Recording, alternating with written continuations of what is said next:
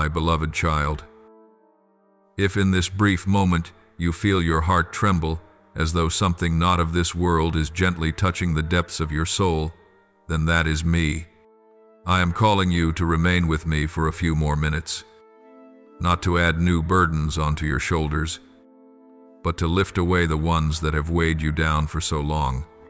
In these 7 minutes, I want to draw you out of the noise of life, out of the endless stream of thoughts you cannot contain, out of the anxieties you have grown so accustomed to that you now mistake them for a part of yourself.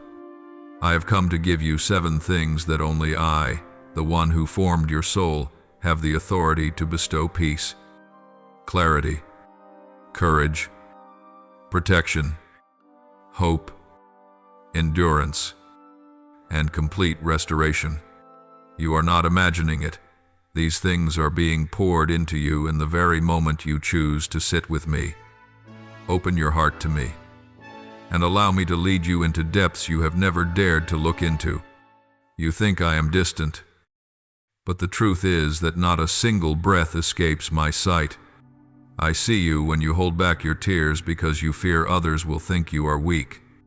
I see you when you force a smile to show that everything is fine, even though your heart feels shattered into pieces. I see the moments when you wish you could disappear from everything, just to find a quiet place to breathe. I hear every prayer you whisper in the dark, even the ones you only dare to speak inside your heart because you are afraid of asking too much. I know your sighs even when you speak to no one. And I want you to know this: you are not abandoned. You do not have to walk through this life alone. You do not have to pretend to be strong while your soul bends under the weight of exhaustion. My child, the strength you believed was yours alone has never truly come from you. It has always come from me. The resilience that lifts you every time life knocks you down. The faint ember of hope that remains even when you believe you have lost everything. These are my fingerprints on your soul. You do not see it because you have lived too long believing that only you can protect yourself. You thought sheer willpower was what kept you moving forward. But, my child, if I had not carried you in your darkest moments, you would not be standing today. I shielded you from things you never knew existed. I blocked dangers your eyes never saw. I calmed storms that were strong enough to swallow your spirit whole. Even in the nights when you thought I was silent, I was working harder than you could ever imagine. So today, when I call you closer, I want to free you from the belief that you are stuck. You are not trapped by your past failures, not defined by your old mistakes, not limited by your unhealed wounds. You are in the middle of a process I am shaping, and every process has confusion, days of fog, seasons without answers. But you are not there because I abandoned you. You are there because I am building you. I never promised you a perfect life, but I did promise that I would be with you in all things. I have been working behind the scenes of your story, aligning the people you need, rearranging events that seem random but are precise down to the breath. Closed doors were not meant to harm you. They were meant to redirect you from things that would have wounded you more deeply. Delayed opportunities were not denials. They were protection. My silence was not absence. It was the space necessary for your growth. No mistake you have made.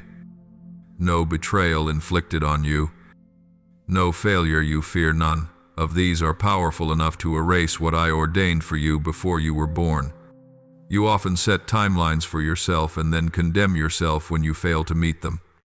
But I do not measure you by time. I measure you by your heart. You do not need to prove your worth to me. You do not need to accomplish something grand for me to love you. I chose you before the world was formed. I called you by name before you knew how to speak on your own. My love for you carries no condition, no clause, no fluctuation based on your behavior, performance, or mood. I love you because you belong to me, and that love will never diminish. So let go of the burden you placed on your own shoulders. The sins you repented of, I forgave long ago. The shame you still carry never came from me. The fears and obsessions that push you inward, that make you hide, that convince you you must save yourself, these are not my intention for you. You have worn them like armor, yet they have only distanced you from me, numbed your spirit, and convinced you of lies. Today, I ask you to lay them down. You were never created to carry such things. You were created to walk in freedom and light. Come to me exactly as you are, without defenses, without disguises, without polishing yourself first. I do not ask you to be perfect before approaching me. I want you to bring me the broken fragments. Bring the parts you are ashamed of. Bring the anger, the frustration, the doubt you were afraid I would reject. I am not intimidated by the truth of who you are. I have always known it, and I still want you. Nothing from your past defines you. Your stumbles do not cancel your worth. Your wrong choices do not destroy the purpose I placed within you. Even if others walk away, even if someone tries to remind you of who you used to be in my eyes, you are changing every day.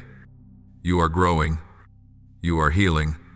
You are becoming the version of yourself that I envisioned from the very beginning. Do not let the gaze of others make you doubt what I am doing to you. They cannot see within you. I can. You are not called to live someone else's journey. I did not create you to be a copy of any person. Your path is unique. Your purpose is unlike any other. What I am doing within you will not be understood by everyone, but you do not need everyone's understanding. You only need to trust that I understand. And I understand completely. Ahead of you is more than you realize: deeper peace, greater meaning, joy that endures. But all of it begins with trusting me. Trust me when you see nothing. Trust me when everything seems out of order. Trust me when every sign tells you to give up. Trust me because I see what you cannot. I know the timing. I know the path. I know why you must walk through this. And I know how to lead you out. What you call delay is shaping you. What you call failure is strengthening you. What you call a dead end is bending your heart into a new form. I never withhold good from you.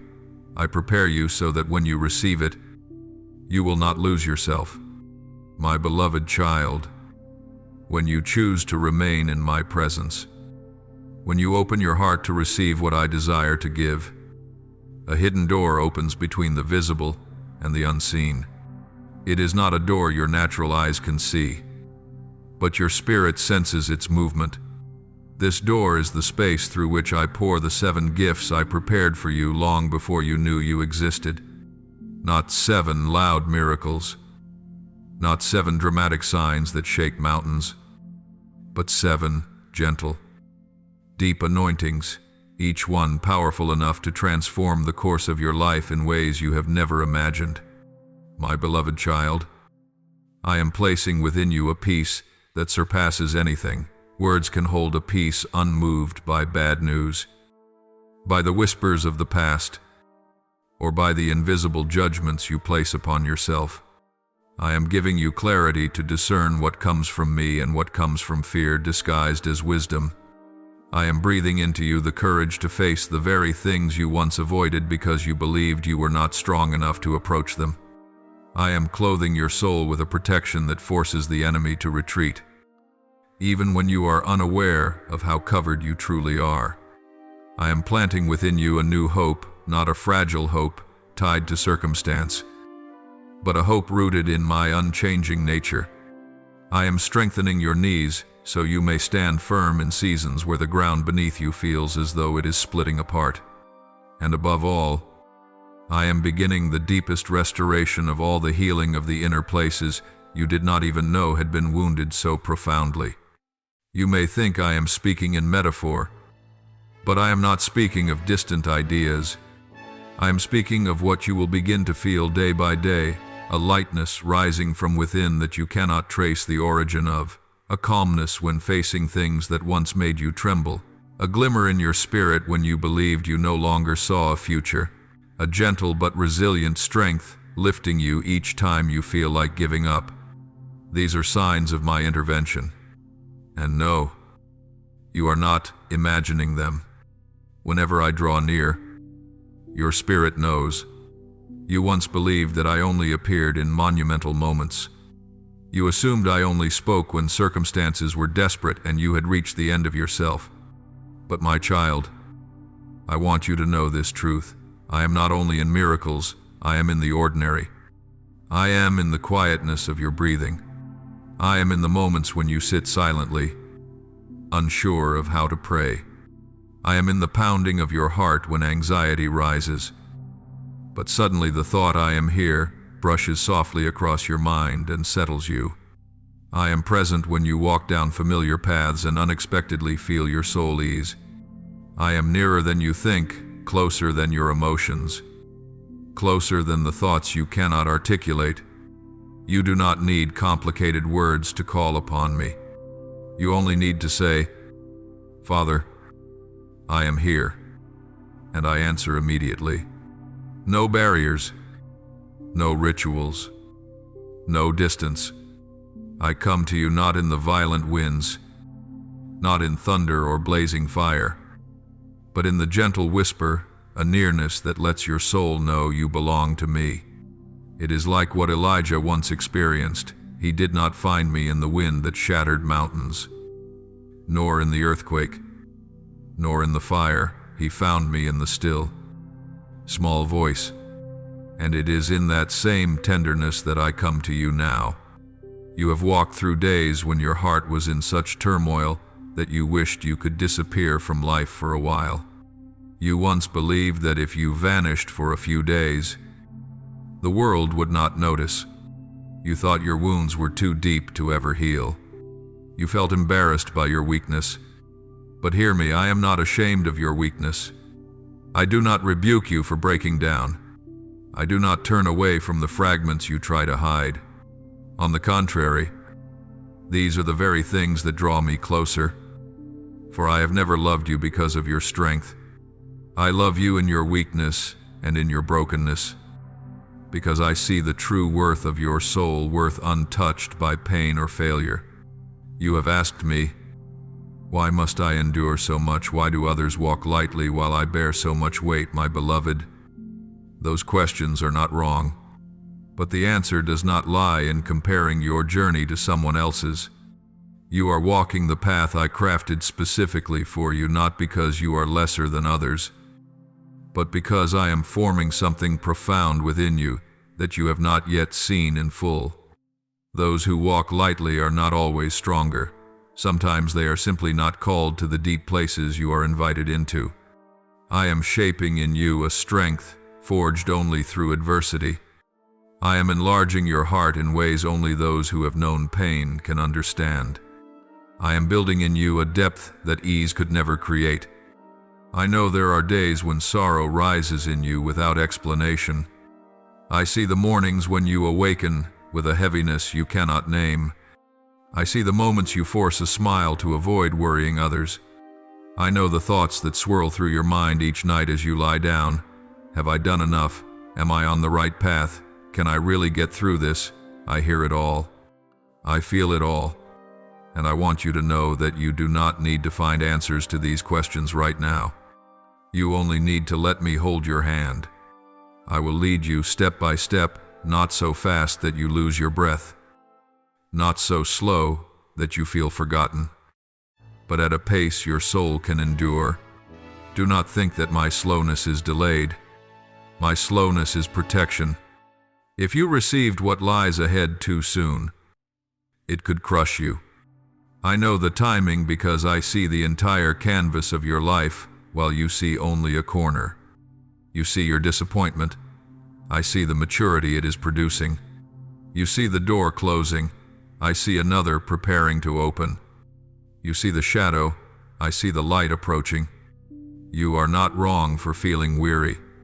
You are not weak for feeling shaken. These do not disappoint me. They only make me more eager for you to know that I am right here. You do not need to pretend to be strong. You do not need to prove anything to me. I want you to lean your head on my shoulder, to let me handle what you cannot.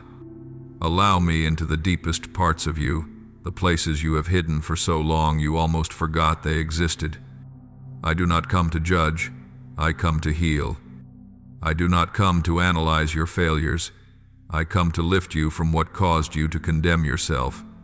Do not dismiss this moment in which you are sitting here listening to me. This is not a coincidence. This is proof that your soul still has enough strength to turn toward me, even when you believe you are empty. Every moment you give me is recorded in heaven. Every sigh you release is gathered by my hands. Every time you say, "Lord, I am tired," I receive it as a prayer. You do not need elaborate words to reach me. You only need sincerity. I am rekindling something in you that you thought had died out. I am awakening a new seed of life in the very place that feels barren. I am pulling you out of the darkness more gently than you expect. And I want you to understand this. The 7 gifts I promised you are not only for this moment. They will accompany you in every step you take. Every morning you rise. Every decision you face. Every battle fought both within and around you. And when I have placed these 7 gifts within you, the next thing I desire is to teach you to see yourself through the eyes with which I see you. That, my child, is where I am leading you next.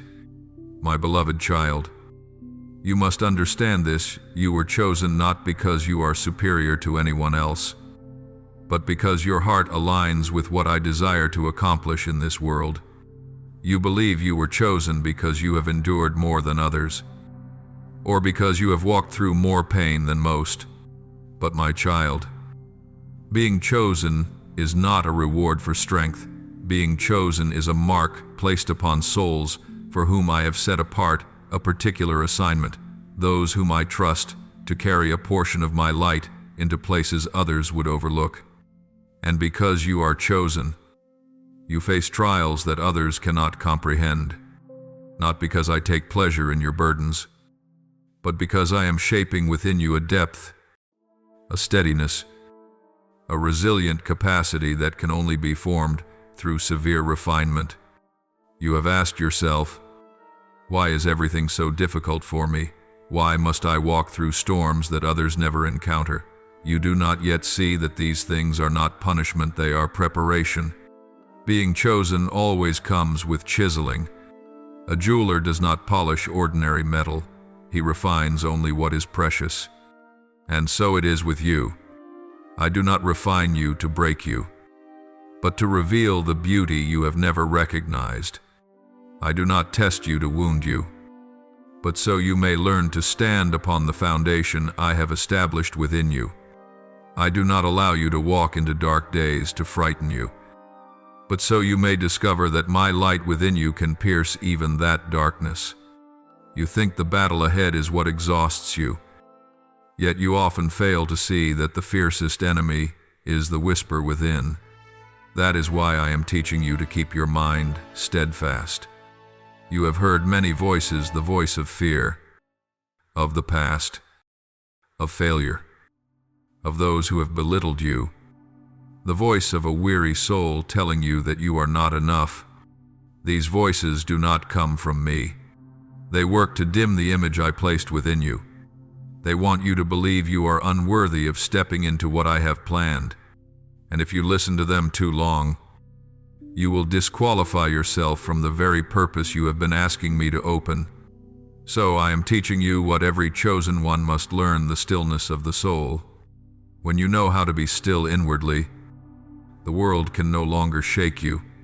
When your mind anchors itself in me, fear cannot destroy you. When your heart rests in my presence, you will see the storm without trembling. This stillness is not silence of the lips, it is rest in the spirit, where you know I am sovereign even when life appears chaotic. The chosen are not those who avoid trials. The chosen are those who stand firm within them, not because they are stronger, but because they know who stands with them. The chosen are not those who never fall. They are those who rise even when their hearts are still healing. The chosen are not those who feel no fear. They are those who walk forward even while fear surrounds them. The chosen are not those who know every answer. They are those who know the one who leads each step. Remember Joshua, when he stood before the promised land, even with my assurance, he trembled at what lay ahead. But I said to him, "Be strong and courageous, do not fear." Not because he became strong on his own, but because he knew who went before him. So it is with you. Your true strength does not come from being fearless. It comes from trusting me more than you trust your fear. And when you trust me, fear begins to lose its voice. I do not deny that you have endured more pain than one heart seems able to bear. I have seen the moments you collapsed on your bed with no strength left to hold on to hope. I have seen the nights you tossed and turned with questions that had no answers. I have heard your heartbeat race with anxiety for the future. I know the loneliness that drifts into the corners of your mind. I overlook none of it. I do not demand that you appear strong when you are beyond your limit. I only ask that you do not let go of me. For I am doing profound work within you. I am taking what felt meaningless and turning it into wisdom. I am taking your moments of shattering and turning them into the strength of compassion. I am taking your failures and turning them into discernment that will help others. I am taking your darkest nights and turning them into light for those who wander lost. What you consider useless, I am transforming into spiritual treasure. Not one tear has been wasted. Not one pain has been meaningless. All of it is being woven into a tapestry far greater, more beautiful, and more intricate than you could imagine.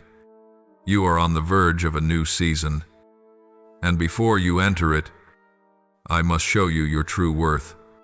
You are no longer the frightened child you once were. You are no longer the trembling soul from the days of collapse. You are no longer the shadow painted by your past. You are becoming the person I intended you to be, strong in spirit, clear in vision, steady in heart, rich in compassion, able to love yourself, able to rise after storms, able to guard your heart from lies. You are becoming one whom pain cannot break, whom darkness cannot swallow, whom failure cannot define. This is the stature of the chosen, to walk with a heart that has felt pain yet carries no bitterness, to walk with feet that once trembled yet refused to retreat, to walk with eyes that once knew tears yet continue to gaze forward, to walk with a soul convinced that it is never alone. The chosen understand that trials are not signs of abandonment, they are signs of preparation. My child, something great is approaching. But before you step into it, I must teach you to see yourself through my eyes, resilient, valuable, beloved, anointed, designed for a high purpose. And from this foundation, I will lead you into the next chapter where you will learn to keep your mind steadfast and walk as one who has been wholly renewed. My beloved child, as you begin to step into the new chapter I am unfolding before you, you must understand that the greatest battle of your life does not take place outside of you, nor in the circumstances you see with your natural eyes, nor in the shifts and changes of the world around you.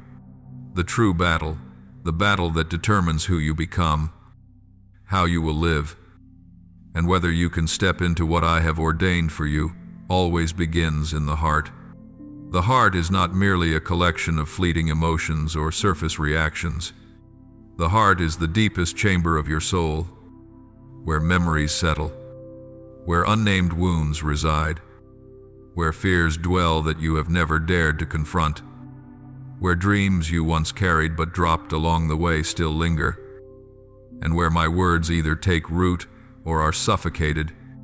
The heart is the center of your inner being, and it is there more than anywhere else that the quietest yet fiercest battles unfold each day. You believe the things that exhaust you are heavy workloads, overwhelming responsibilities, painful relationships, or unexpected difficulties you must endure. But my child, these are only the outcomes. The root of weariness is in the heart when the heart is pulled in too many directions, when it no longer has the strength to discern what is true. What is fear disguised as wisdom? What is my voice? And what is your past repeating itself within you? When the heart is fragmented, everything in life becomes heavier. When the heart is chaotic, even the smallest issue feels unbearable. But when the heart is at rest, even the fiercest storms cannot sweep you away.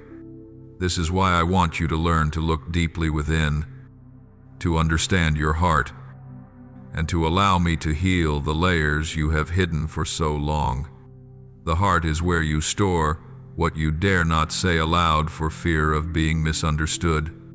It is where you keep childhood hurt, careless words from others, and disappointments you never had the language to explain.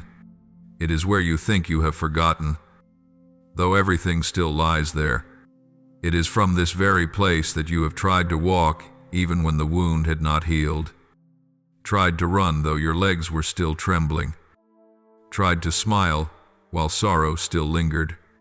You have lived with a weary heart without understanding why you sometimes collapse in exhaustion even when nothing significant has happened. You have thought you were failing, or not strong enough, or not doing well enough. But I say this to you, that weariness does not mean you are weak. It is your heart crying out for rescue. When the heart is wounded, it becomes fertile soil for foreign whispers to take root. These voices are rarely loud. They are subtle, gentle, and terribly convincing, so much so that you do not realize they do not belong to you. They say things like, "You are not enough. You will fail again. No one truly loves you. You do not deserve peace. Your life will not change. You are a burden. You are unworthy of forgiveness. You should hide." And because these whispers appear within your own heart, you assume they are true. But my child, the truth does not paralyze you. The truth does not shrink you. The truth does not drag you further down. Truth sets you free. Those whispers that wound you and make you withdraw, they are not my voice. Chaos does not appear to destroy you. It appears to reveal that you have believed things not from me for far too long. Inner chaos is not a sign of losing control. It is a sign that your heart is calling to be reordered according to truth. It is the moment you must pause and ask, which voice is guiding me, mine or my Father's truth or memory? For when the heart is unguarded, it becomes easily occupied by what once hurt you, memories you thought had passed but still hold power, wounds you thought had healed but still ache when touched, judgments from others you kept as if they were your identity. These distort your vision, and when your vision is distorted, you begin to see even me through fear and suspicion. But know this, your heart was never meant to be a dwelling place for the world. Your heart is where I long to dwell. Your heart is where I desire to plant life, peace, and clarity. Your heart is where I desire the deepest intimacy with you. I do not want only your mind to understand me. I want your heart to feel me. That is why I am exposing what has been troubled within you, not to deepen your pain, but to show you that I am preparing to heal from the root. You once believed that if circumstances changed, your heart would find peace. But I tell you, true peace does not depend on circumstances. True peace flows from a heart anchored in me. When your heart is guarded, no shaking in this world can move you. But when your heart is unguarded, even peaceful days feel unstable. This is why I am leading you into a new season, a season where you learn to keep your heart, where you understand that when your heart is whole, your entire life is set free. Why does the enemy target the heart? Because he knows that if the heart collapses, everything else will follow. He does not need to ruin your circumstances. He only needs to plant a seed of doubt. He does not need to destroy your entire life. He only needs to convince you that you are unworthy. He does not need to turn people against you. He only needs to make you believe you are unlovable. Once the heart is wounded, you will withdraw from the very things I have given you. Once the heart loses its purity, you will look at blessings with fear. Once the heart is filled with noise, you will no longer hear my voice. But do not fear the journey inward. I am there with you. I do not leave you to face these depths alone. I do not stand far off, watching you struggle. I stand beside you, gentle, patient, full of mercy to show you what needs to be released, what needs healing, what needs forgiveness, and what needs renewal. I do not come to condemn you. I come to cut away chains you did not know you were carrying. I do not come to expose your weakness. I come to reveal my strength in you.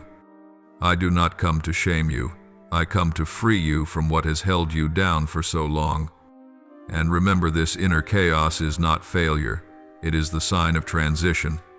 Whenever I prepare to lead you into something new, I allow you to see your own heart clearly so that you may enter the future unburdened by the past.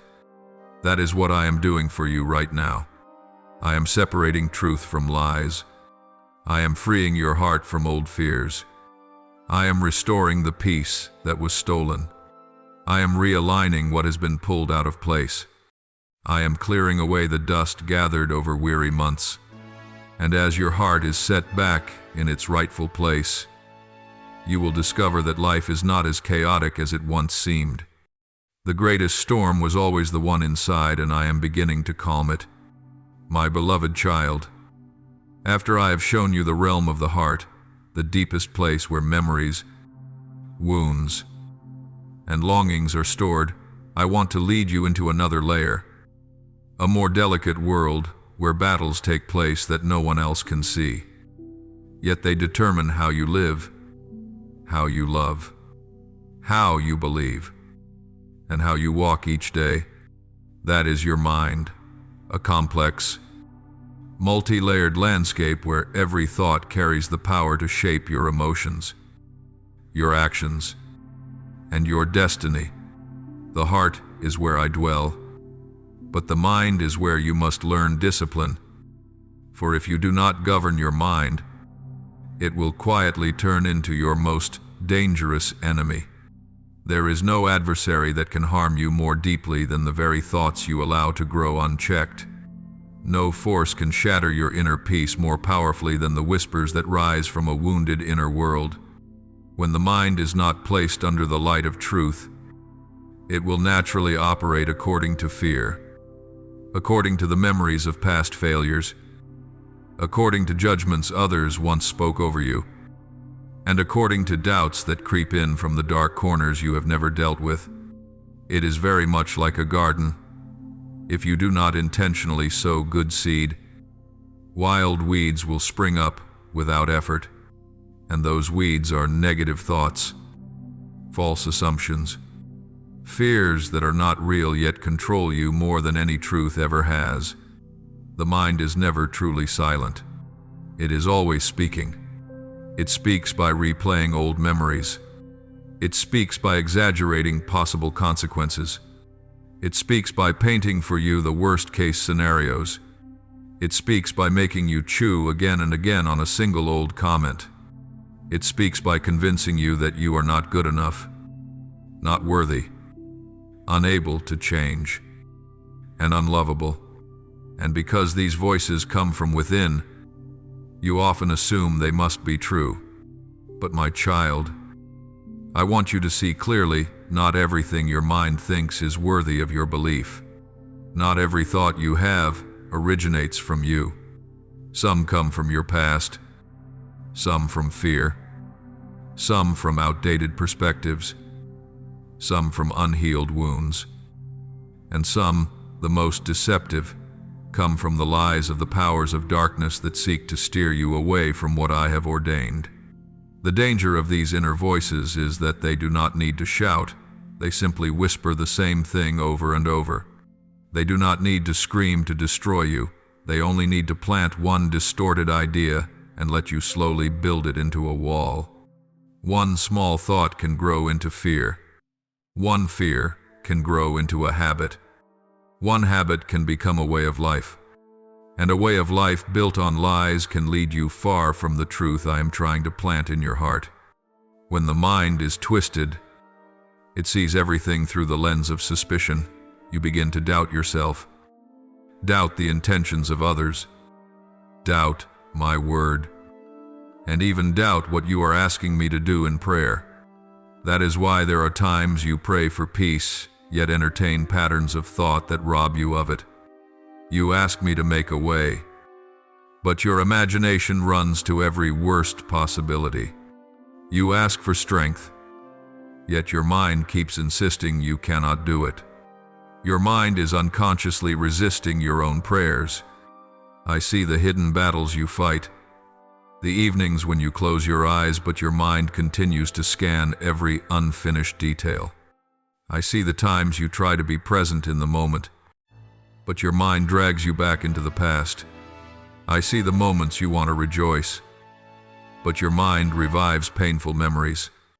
I hear the dialogues inside your head, the invisible debates that drain you even when your body is not tired. You think you are alone in this. But my child, you are not the only one who walks through such things. All who live in frail human bodies know how dangerous a battlefield the mind can become. And what I want you to know right now is this: a negative mind is not proof that you have failed. It is a signal that your mind needs renewing. An old mindset cannot contain the new life I am leading you into. Some patterns of thought once helped you survive but are now hindering you. Certain ways of thinking that once protected you are now limiting you as you step into a new chapter. You must release the old mindset if you want to step into a new self. I cannot pour new wine into old wineskins, and I cannot pour new blessings into a mind that has not been cleansed. The first thing you must learn is to recognize which voices do not come from me. I never speak to you with contempt. I never call you by the name of your failures. I never plant in you the feeling that you have no worth. I never use fear as my motivation. I never bring up your past in order to shame you. I never tell you that you are abandoned, that you have no future, that you are undeserving of love. Voices like that are not mine. They belong to the inner enemy, distorted memories, unhealed wounds, and false words that have remained rooted for too long. They disguise themselves as the voice of reason, but in truth, they are only the echo of fear. Once you begin to discern what is my voice and what is the voice of darkness, you will reclaim the power to say no to thoughts that do not belong to you. You cannot stop the wind from blowing, but you can refuse to let it grow into a storm within you. You cannot control every thought that passes through your mind, but you can choose not to invite it to stay. You cannot control what the world says to you, but you can control what you allow to live inside your thinking. When a negative thought flashes across your mind, you can replace it with truth. When an old memory rises up, you can answer it with grace. When fear whispers, you can remind yourself that I am with you. This is how you begin to govern the inner enemy. Your mind is essentially a mirror reflecting how you see yourself. If you believe you are weak, you will behave as one who is weak. If you believe you are unworthy, you will unconsciously push, blessings away. If you believe everyone else is always better than you will never dare to step into what I am calling you to do. But if your mind is renewed, if you begin to see yourself as I see you, worthy, loved, chosen, then the direction of your life will change. You will stand straighter, speak more firmly, love without constant fear of being hurt, and walk as one who knows where they belong. The inner enemy is dangerous because it does not arrive from outside. It uses your very own memories against you. It uses your own voice to accuse you. It uses your own pain to convince you never to love again. It uses your own wounds to tell you that nothing good remains in this world. It does not destroy you in one blow, but through thousands of wearying whispers. Yet I come to give you a truth that is stronger. The inner enemy is powerful only as long as you remain silent. When you begin to speak truth over your mind, when you answer fear with courage, when you start questioning what you have long accepted, the inner enemy loses its grip. My child, your mind is not meant to be a dwelling place for darkness. It is where I long to sow clarity and life. But for that to happen, you must learn to stand guard at the door of your thoughts, to discern, to filter, and to replace, not so you can become artificially positive, but so you can become truly strong. When your mind is brought under the rule of truth, you will discover that life is not as frightening as you once believed, that challenges are not as big as your thoughts once magnified them to be, and that you are not as fragile as you had been persuaded to think. And now, having shown you the nature of this inner enemy, I will lead you into what comes next, how I want you to stand firm and overcome this battle as one who belongs to the light. My beloved child, after I have revealed to you the nature of the heart and the subtlety of the voices within your mind, it is now time for you to understand something essential. The chosen are not those who are never attacked. The chosen are those who know how to stand firm when their inner world trembles. True resilience is not formed in seasons of ease. It is forged when you resist the waves of conflicting thoughts crashing within your soul without allowing them to define you. I do not call you to live in fear or to hide from the shadows. I call you to face them, to stand upright, and to walk with the clarity that comes from me. You cannot control every circumstance of life, but you can learn to govern the flow of thoughts within your mind so you are not swept away by the undercurrents of doubt and anxiety. This is why I am teaching you the character of one who belongs to the light, one who knows not only how to fight, but how to win quietly. To overcome this trial, you must understand that your mind is not an open field for anything to enter at will. Your mind is sacred territory, and I have entrusted you with authority over it. You do not yet know how strong you are until the moment you rise against thoughts that once drove you into darkness. Each time you say no to fear, you are building courage within. Each time you refuse to let old memories dictate your present, you are practicing freedom. Each time you expose doubt to the light of truth, you expand the borders of clarity. And each time you choose to trust me instead of trusting what your mind imagines, you step into the strength I have prepared for you. There are moments in your life when you long for me to intervene through raw heavenly power to collapse your fear, erase your memories, or silence every negative voice in an instant. But my child, I rarely work in the way you expect, not because I am unable, but because I want you to become a person of depth, not dependency. I do not only want to rescue you, I want to equip you. I do not only want you to survive this battle, I want you to become one who knows how to fight to the very end. I do not turn every storm into clear skies. I teach you how to steer your vessel through the waves. Your resilience is not born from the storms I calm, but from the storms through which you learn to stand firm. That strength will not only sustain you today, but will prepare you for the great things I am about to entrust to you. Understand, then, that the trial you face is not punishment, it is training. When I shaped Joseph, I allowed him to be sold, misunderstood, forgotten, not to diminish him, but to build within him a strength capable of preserving nations. When I refined Moses, I allowed him to remain in the wilderness for 40 years, not because I abandoned him, but so he could learn to hear my voice in silence before leading a people out of bondage. When I prepared David, I allowed him to live through seasons of pursuit, not to discourage him, but so he would learn to anchor his heart in me and later lead with a heart aligned to mine. You are no different. I do not lead you through these inner battles to frighten you, but to make you strong in spirit, steady in mind, and firm in identity.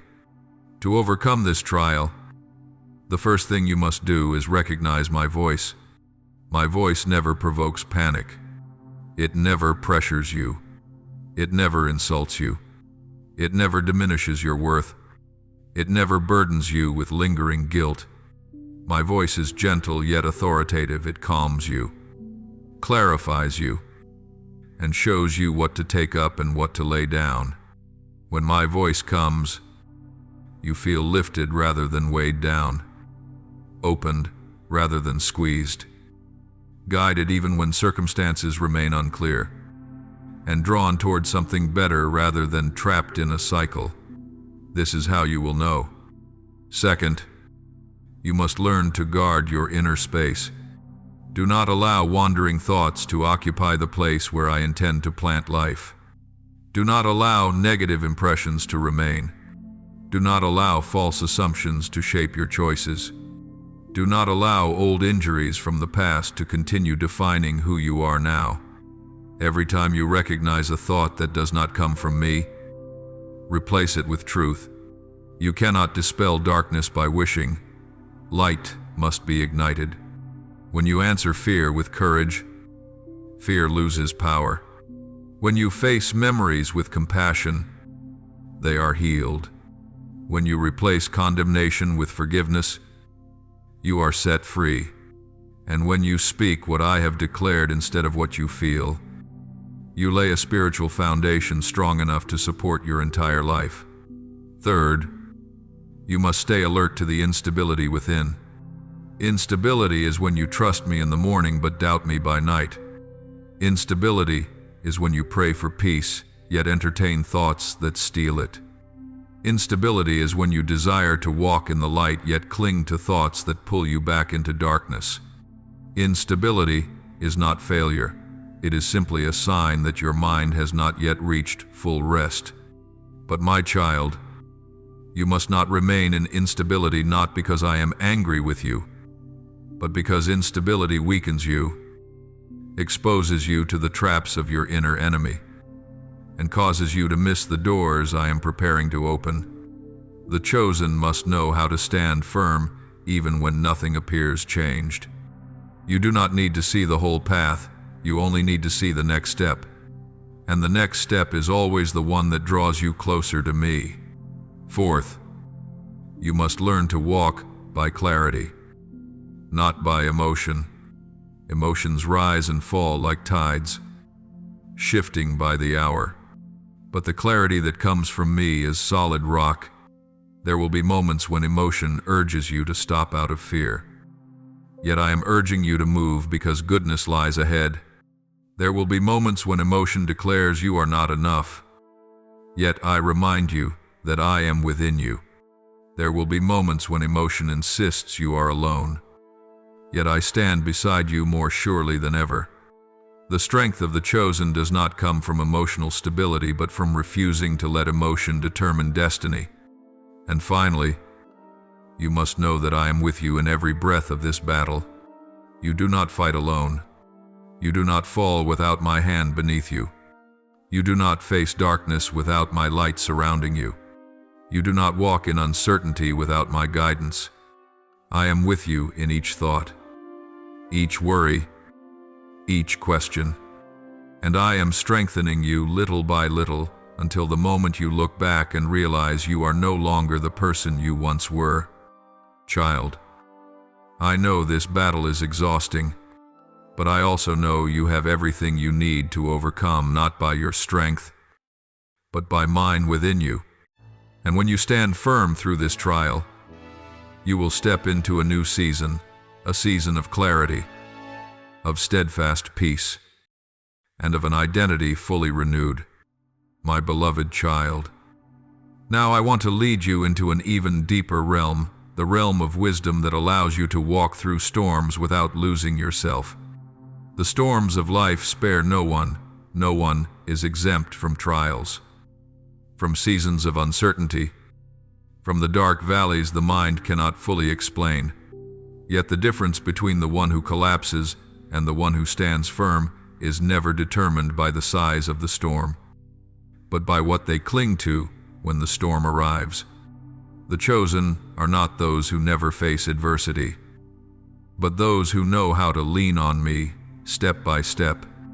They do not depend on emotions that rise and fall or on the limited understanding of their own minds, but on the clarity that comes from me, the one who sees the whole picture, who knows the ending before the journey begins, who understands the reason behind every gust of wind, who knows how long the storm will last, and who knows exactly what must be planted within them through each crashing wave.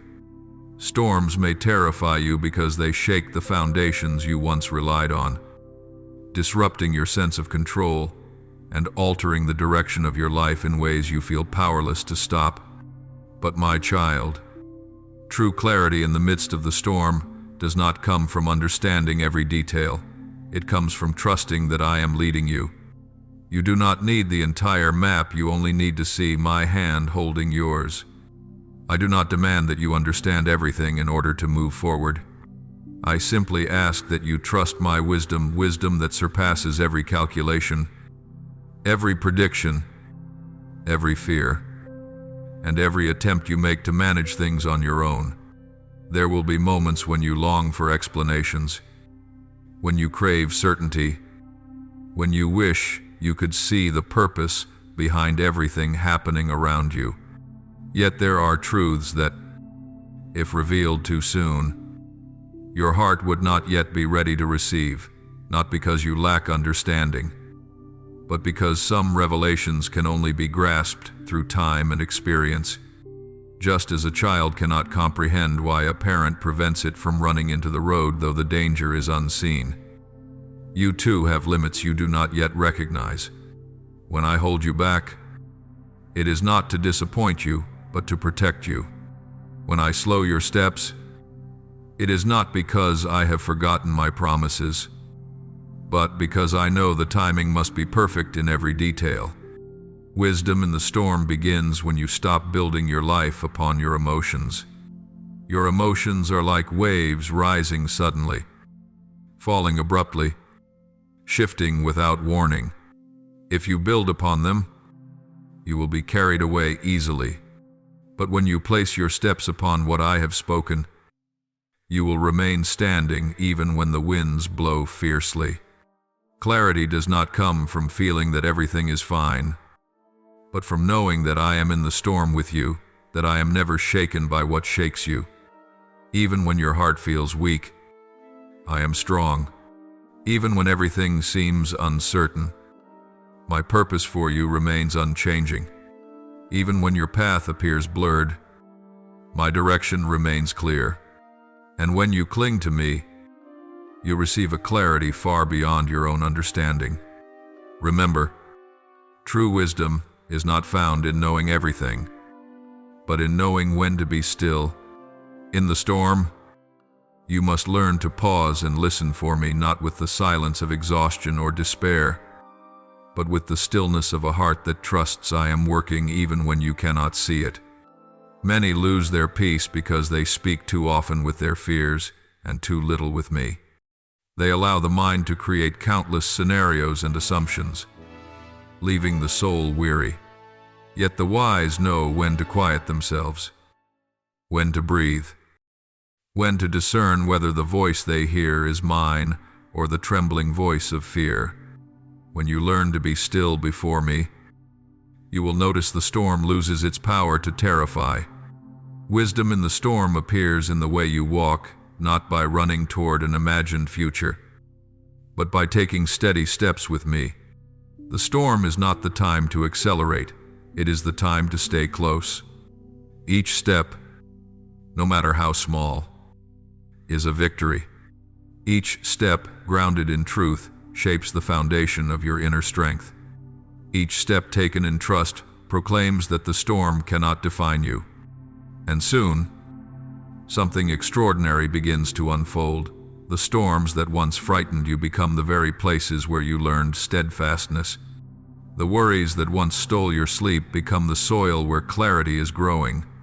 The sorrow that once suffocated your heart becomes the passageway to deeper compassion. The trials that once bowed your head become the ground where I plant strength that cannot be moved. The most wondrous thing about the storm is that you will come to know me in a way peaceful seasons could never reveal.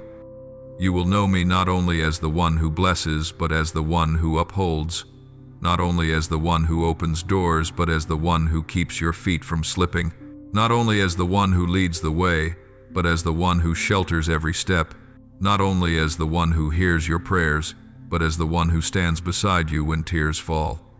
And when you finally step out of the storm, you will discover that you did not merely survive it, you became someone new, stronger, deeper, clearer in vision, and closer to me than ever before, my beloved child. After I have revealed to you the nature of the heart and the subtlety of the voices within your mind, it is now time for you to understand something essential. The chosen are not those who are never attacked. The chosen are those who know how to stand firm when their inner world trembles. True resilience is not formed in seasons of ease. It is forged when you resist the waves of conflicting thoughts crashing within your soul without allowing them to define you. I do not call you to live in fear or to hide from the shadows. I call you to face them, to stand upright, and to walk with the clarity that comes from me. You cannot control every circumstance of life, but you can learn to govern the flow of thoughts within your mind so you are not swept away by the undercurrents of doubt and anxiety. This is why I am teaching you the character of one who belongs to the light, one who knows not only how to fight, but how to win quietly. To overcome this trial, you must understand that your mind is not an open field for anything to enter at will. Your mind is sacred territory, and I have entrusted you with authority over it. You do not yet know how strong you are until the moment you rise against thoughts that once drove you into darkness. Each time you say no to fear, you are building courage within. Each time you refuse to let old memories dictate your present, you are practicing freedom. Each time you expose doubt to the light of truth, you expand the borders of clarity. And each time you choose to trust me instead of trusting what your mind imagines, you step into the strength I have prepared for you. There are moments in your life when you long for me to intervene through raw heavenly power to collapse your fear, erase your memories, or silence every negative voice in an instant. But my child, I rarely work in the way you expect, not because I am unable, but because I want you to become a person of depth, not dependency. I do not only want to rescue you, I want to equip you. I do not only want you to survive this battle, I want you to become one who knows how to fight to the very end. I do not turn every storm into clear skies. I teach you how to steer your vessel through the waves. Your resilience is not born from the storms I calm, but from the storms through which you learn to stand firm. That strength will not only sustain you today, but will prepare you for the great things I am about to entrust to you. Understand, then, that the trial you face is not punishment, it is training. When I shaped Joseph, I allowed him to be sold, misunderstood, forgotten not to diminish him. but to build within him a strength capable of preserving nations. When I refined Moses, I allowed him to remain in the wilderness for 40 years, not because I abandoned him, but so he could learn to hear my voice in silence before leading a people out of bondage. When I prepared David, I allowed him to live through seasons of pursuit, not to discourage him, but so he would learn to anchor his heart in me and later lead with a heart aligned to mine. You are no different. I do not lead you through these inner battles to frighten you, but to make you strong in spirit, steady in mind, and firm in identity. To overcome this trial, the first thing you must do is recognize my voice. My voice never provokes panic. It never pressures you. It never insults you. It never diminishes your worth.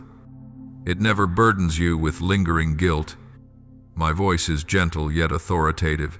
It calms you, clarifies you, and shows you what to take up and what to lay down.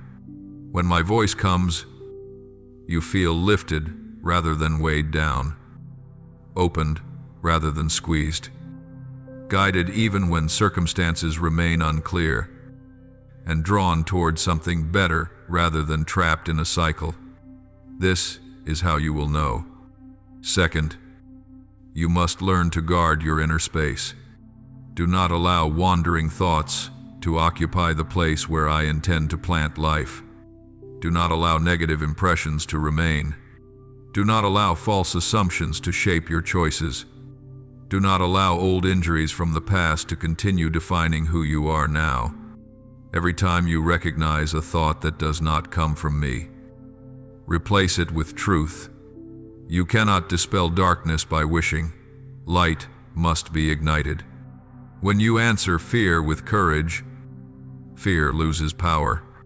When you face memories with compassion, they are healed. When you replace condemnation with forgiveness, you are set free. And when you speak what I have declared instead of what you feel, you lay a spiritual foundation strong enough to support your entire life. Third, you must stay alert to the instability within. Instability is when you trust me in the morning but doubt me by night. Instability is when you pray for peace yet entertain thoughts that steal it. Instability is when you desire to walk in the light yet cling to thoughts that pull you back into darkness. Instability is not failure. It is simply a sign that your mind has not yet reached full rest. But my child, you must not remain in instability, not because I am angry with you, but because instability weakens you, exposes you to the traps of your inner enemy, and causes you to miss the doors I am preparing to open. The chosen must know how to stand firm even when nothing appears changed. You do not need to see the whole path, you only need to see the next step. And the next step is always the one that draws you closer to me. Fourth, you must learn to walk by clarity, not by emotion. Emotions rise and fall like tides, shifting by the hour. But the clarity that comes from me is solid rock. There will be moments when emotion urges you to stop out of fear. Yet I am urging you to move because goodness lies ahead. There will be moments when emotion declares you are not enough. Yet I remind you that I am within you. There will be moments when emotion insists you are alone. Yet I stand beside you more surely than ever. The strength of the chosen does not come from emotional stability, but from refusing to let emotion determine destiny. And finally, you must know that I am with you in every breath of this battle. You do not fight alone. You do not fall without my hand beneath you. You do not face darkness without my light surrounding you. You do not walk in uncertainty without my guidance. I am with you in each thought, each worry, each question, and I am strengthening you little by little until the moment you look back and realize you are no longer the person you once were. My child, I know this battle is exhausting, but I also know you have everything you need to overcome, not by your strength, but by mine within you. And when you stand firm through this trial, you will step into a new season, a season of clarity, of steadfast peace, and of an identity fully renewed. From here, I will lead you into part 3 of this journey, where you will learn more deeply how I teach you to walk wisely through every storm. My beloved child, I want to lead you even deeper into the core secret of enduring peace, the divine power that keeps your mind anchored in clarity. This is not a skill the world can teach, nor is it an ability you can cultivate by sheer willpower. It is a grace I give to those who allow me to guide their thoughts, their emotions, and the direction of their steps. You can weather a storm through determination. You can endure a season of testing through effort. You can regain balance after stumbling by trying again. But to live in deep peace in every circumstance, to keep your heart from being pulled into invisible whirlwinds, to prevent your mind from creating storms of its own, this can only happen when your thoughts are anchored in the light I provide. A mind left unguided naturally chooses the easiest path. Yet the easiest path is often the downward one. It gravitates toward old memories, clings to painful stories, replays hurtful words, and magnifies imagined dangers. A mind not yet renewed is like a river, without boundaries, powerful but directionless, pushing you toward the lowest places. But my child, I did not create you to drift with that current. I formed you to rise, to choose what is allowed to live within you, to stop harmful thoughts before they take root. And I have placed within you the power to do this, a power you often overlook because it does not appear loud, dramatic, or dazzling. It is quiet, steady, unshakable, like the rhythm of your heartbeat. The power to keep your mind in clarity does not come from trying to control every thought. That is not only impossible, it would exhaust you. This power flows from where you choose to set your mind toward what? Toward whom? Toward which truth? Your mind will always drift in the direction of your inner gaze. If you set it on fear, fear will grow. If you set it on failure, failure will take up space. If you set it in comparison, you will constantly feel inadequate.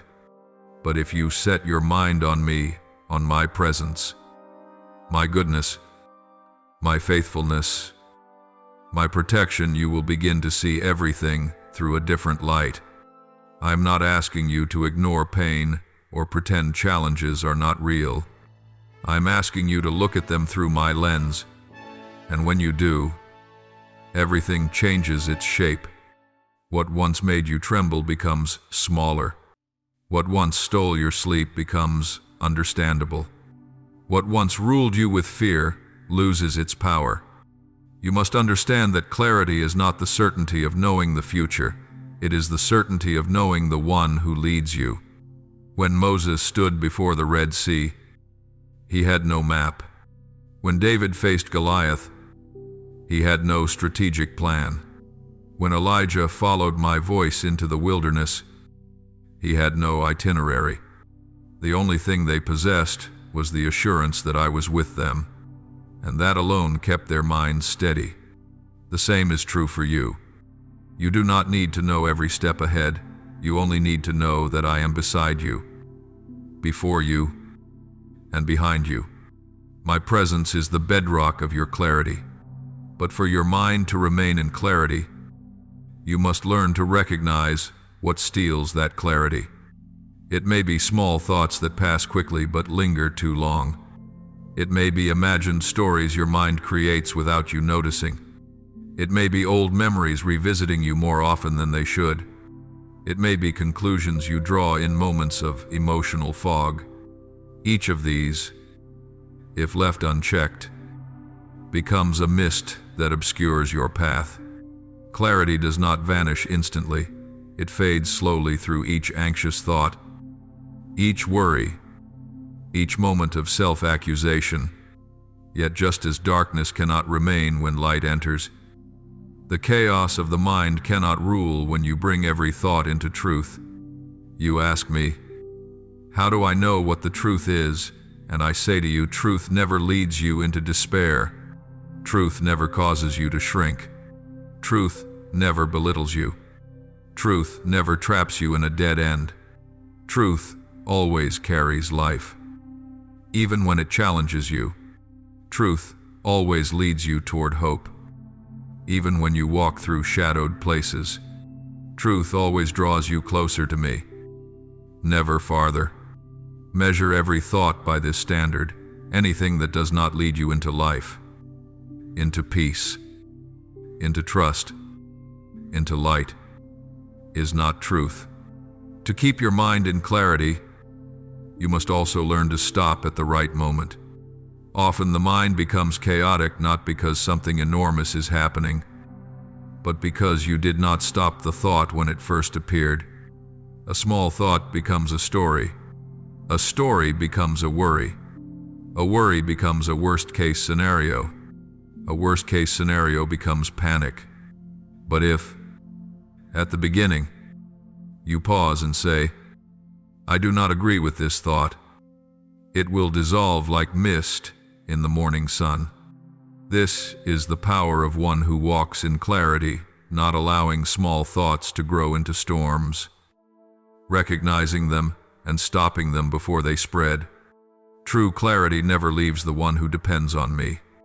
As you draw near to me, your mind will naturally become purer, not because you tried harder, but because my light gives no room for hidden shadows.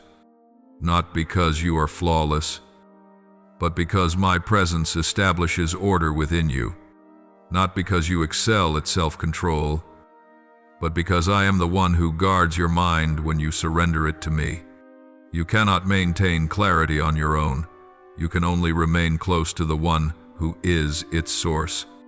When your mind is anchored in clarity, you will not only live differently, you will see differently. What once worried you will now teach you. What once frightened you will now shape you into strength. What once made you want to quit will now become the ground where you rise. You will begin to see life as I see it, not through urgency, but through patience. Not through panic, but through peace. Not through fear that confines, but through hope that unfolds. My beloved child, I want you to pause with me for a moment and look back on the entire journey you have been taught. For it is here among the pieces that once seemed disconnected that you will see the first and most important lesson of spiritual maturity. Maturity does not begin with what you can accomplish for me. It begins when you learn how to remain in me through every changing season, with a heart willing to trust, willing to learn, willing to let me touch the fragile places you once tried to hide. Maturity is not the day you stop trembling. Maturity begins the moment you stop running from the truth about yourself and dare to bring your whole being, your beauty, and your brokenness into my hands. Believing that I know exactly what to do with every fragment. You once thought spiritual maturity meant praying without growing weary, always being zealous, consistently steadfast, always victorious over temptation.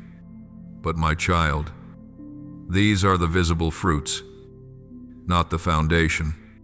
The true beginning of maturity is when you realize you cannot hold yourself together and you allow me to be the one who guards your mind, your heart, and even the hidden regions you cannot control.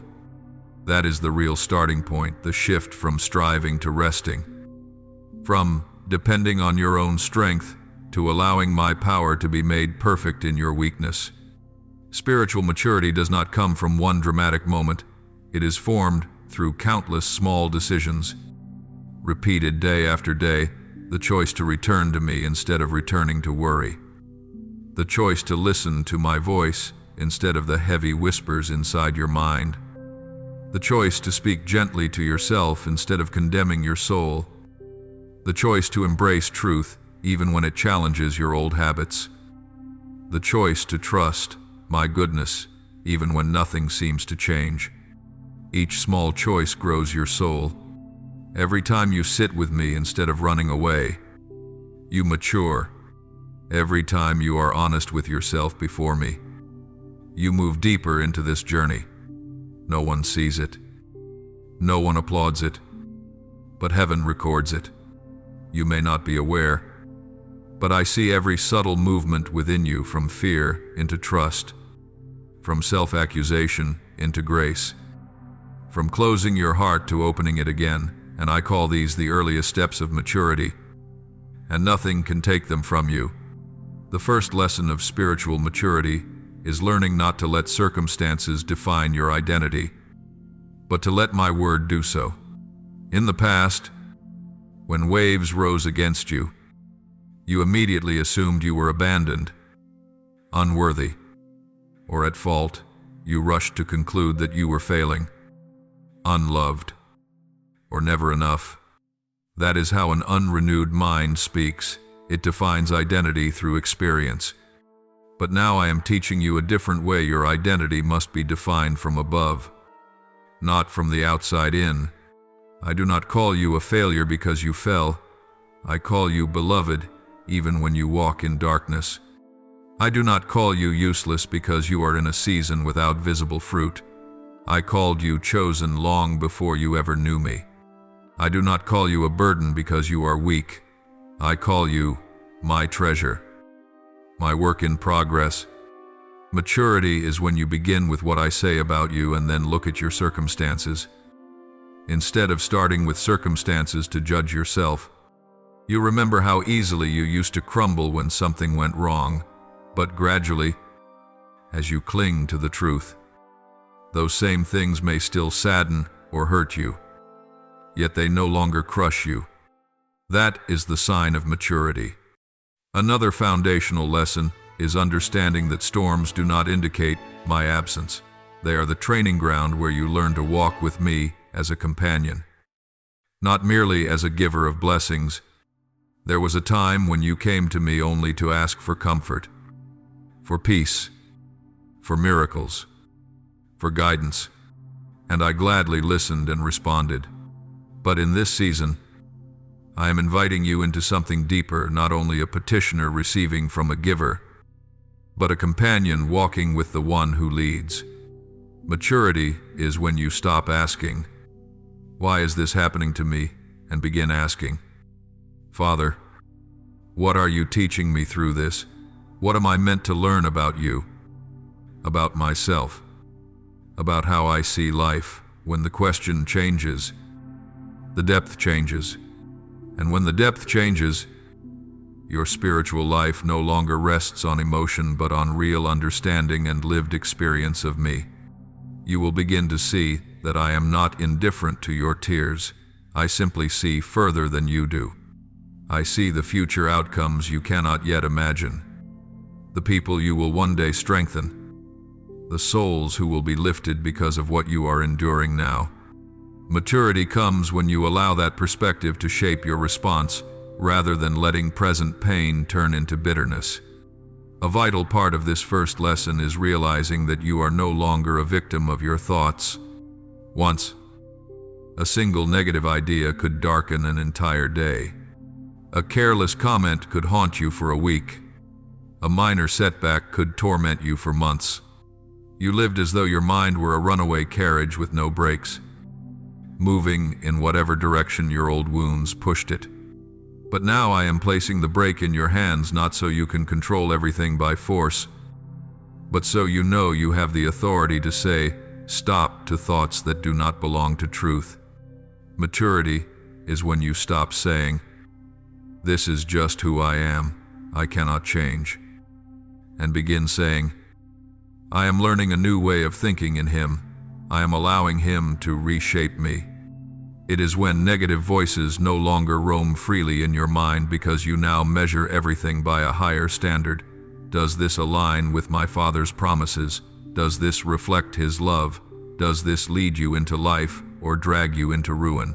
One of the most beautiful signs of maturity lies in how you handle the moments when you fall back into old patterns of thought. You will still have days when your mind feels heavy, moments when old habits pull at you, hours when you feel drained. The difference now is that instead of drowning in shame, you return faster. Instead of staying long in self-condemnation, you turn to me for grace. Instead of saying, "I failed again, surely you are disappointed," you say, "Father, I am weak again, help me rise once more." That quick return, that softness toward grace, is maturity. A child in faith thinks they must be perfect to stay close to me. A mature believer knows that, because they are imperfect, they must stay close to me all the more. This first lesson becomes the foundation for everything else in your spiritual journey. As you learn, your mind must be renewed. You begin to treat my word as nourishment, not as ritual. As you learn, storms do not define identity. You stop fearing difficult seasons. As you learn, I am with you in chaos. You begin walking more calmly, less anxiously, less hurriedly. And as you walk at this pace, people around you will see a steadiness they cannot explain, not because your life has fewer storms, but because your heart is no longer swept away by them. You will become living proof of what I can do inside a person before I ever do something grand through their life. I am never rushed with your growth. I am far more patient than you think. I am not disappointed that you must learn the same lesson again. Each repetition deepens your roots. I am not frustrated when you forget who you are. I gently remind you, again and again, until the truth becomes the natural breath of your being. I do not abandon you because you are not yet enough. I am the author and finisher of what has begun in you. You need not fear being too late, too weak, or too flawed. What I require is not perfection, but willingness to stay, to listen, to let me teach, heal, and lead. So remember this in your heart. The first lesson of spiritual maturity is not found in grand achievements, but in how you tend to the quiet movements of your mind and soul each day. When you choose to remain in me, when you choose to let my voice rise above the others, when you choose to believe my view of you above every earthly judgment, you begin living as one who is growing in the light. From this foundation, I will take you into deeper places of the journey, but first, let this lesson take root, for it will be the anchor for every step of your spiritual life ahead. My beloved child, now that the first lesson of spiritual maturity has begun to take root in your heart, I want to lead you into a new chapter where what you have just been taught no longer remains an idea, but becomes a rhythm of life, a way of walking through your days, the steady breathing of your soul. For, my child, I do not teach you about storms so you will merely understand what a storm is. I teach you so that every daily decision can be illuminated, every small thought can be brought into order, and every area of your life, from what seems spiritual to what feels completely ordinary, may be saturated with my presence. Many times you think I only care about intense hours of prayer, emotional moments, and big decisions about your future. But my child, I also care about how you wake up in the morning, about the words you speak to yourself in front of the mirror, about how you handle a small criticism, about what you do with the tiredness that greets you before the day has even begun. I care about what you choose to fill your mind with before the world has a chance to plant new lies there. I pay attention even to the way you sigh, because every sigh is a signal from your soul. I do not stand far off, appearing only in sacred moments. I step into the plainest minutes and turn them into places where you and I walk together. Look back over these past days. Have there not been moments when you were surprised that your heart felt lighter, even though your circumstances had not changed at all? Have there not been times when you realized that normally you would have collapsed under a rejection. Yet this time, though you were saddened, you did not break. Have there not been quiet seconds when you noticed you no longer spiraled into self-condemnation every time you made a mistake, but instead returned to me more quickly, more gently, with less violent judgment against your own soul? That is not you being temporarily okay. My child, that is the sign that I am forming a new way of living within you. In the past, everything in your life felt like separate pieces, work in one corner, relationships in another, spiritual life in another, wounds in one place, dreams in another, and you did your best to keep them from colliding. But I do not want your life fragmented. I want you to live as a whole person, where everything is connected by one single axis, my presence. When you place me at the center, work is no longer just a source of pressure, but becomes the environment where patience and faithfulness are forged. Relationships are no longer only a source of pleasure or pain, but become the setting where I teach you to love, to let go, to speak truth with gentleness. Time alone is no longer a void to escape into, but becomes a space where I draw you close and heal wounds you cannot expose to anyone else. When every part of your life is tied back to me, you will realize that no moment is wasted and no corner of your story is meaningless. The first step in this new chapter is learning how to live slowly on the inside, even when life on the outside is still busy. You cannot always reduce the workload of a day, but you can allow your inner world to move less frantically. In the past, each morning as soon as you opened your eyes, you allowed a flood of thoughts to rush in, unfinished tasks, responsibilities to carry, conversations left hanging, vague worries floating over you. They all arrived at once, exhausting your soul before you even had time to take a deep breath. But I want to teach you a new rhythm before you plunge into the current. Let your first thought of the day belong to me. You do not need a long, eloquent prayer. A simple, honest whisper from your heart is enough, Father. Please walk into this day with me. That moment is like turning the rudder before the ship leaves the harbor. The direction your inner life chooses in those first few minutes shapes how you will face the rest of the day. When you give your morning to me, you are acknowledging that you cannot control everything, but you know the one who holds all things together. When you let me touch your mind before any news, messages, or pressures reach you, you are laying a foundation for clarity all day long. The next step is learning to live with a constant awareness that I am with you in what seems smallest and most trivial. You often think, this is too small, it's not worth bringing to God, so you carry it yourself. And it slowly builds into a mountain of fatigue. Yet, my child, it is precisely those small things that wear down your mind bit by bit: an awkward conversation, a message that leaves you uneasy, a tiny detail at work that makes you worry, a casual comment that causes your heart to drop. If you only come to me when everything is overwhelming, you will always arrive exhausted. I invite you to come when your heart has only just begun to tremble. I invite you to tell me about the things that feel insignificant, someone who made you uncomfortable, the insecurity that brushed your heart when you looked at yourself in the mirror, the moment of disappointment when a small plan fell through. It is not that I need these details, but that I know if you do not dare bring them to me, you will absorb them, and they will slip deeper inside, attaching themselves to old wounds and forming larger waves later on. You were never meant to manage all those subtle inner movements alone.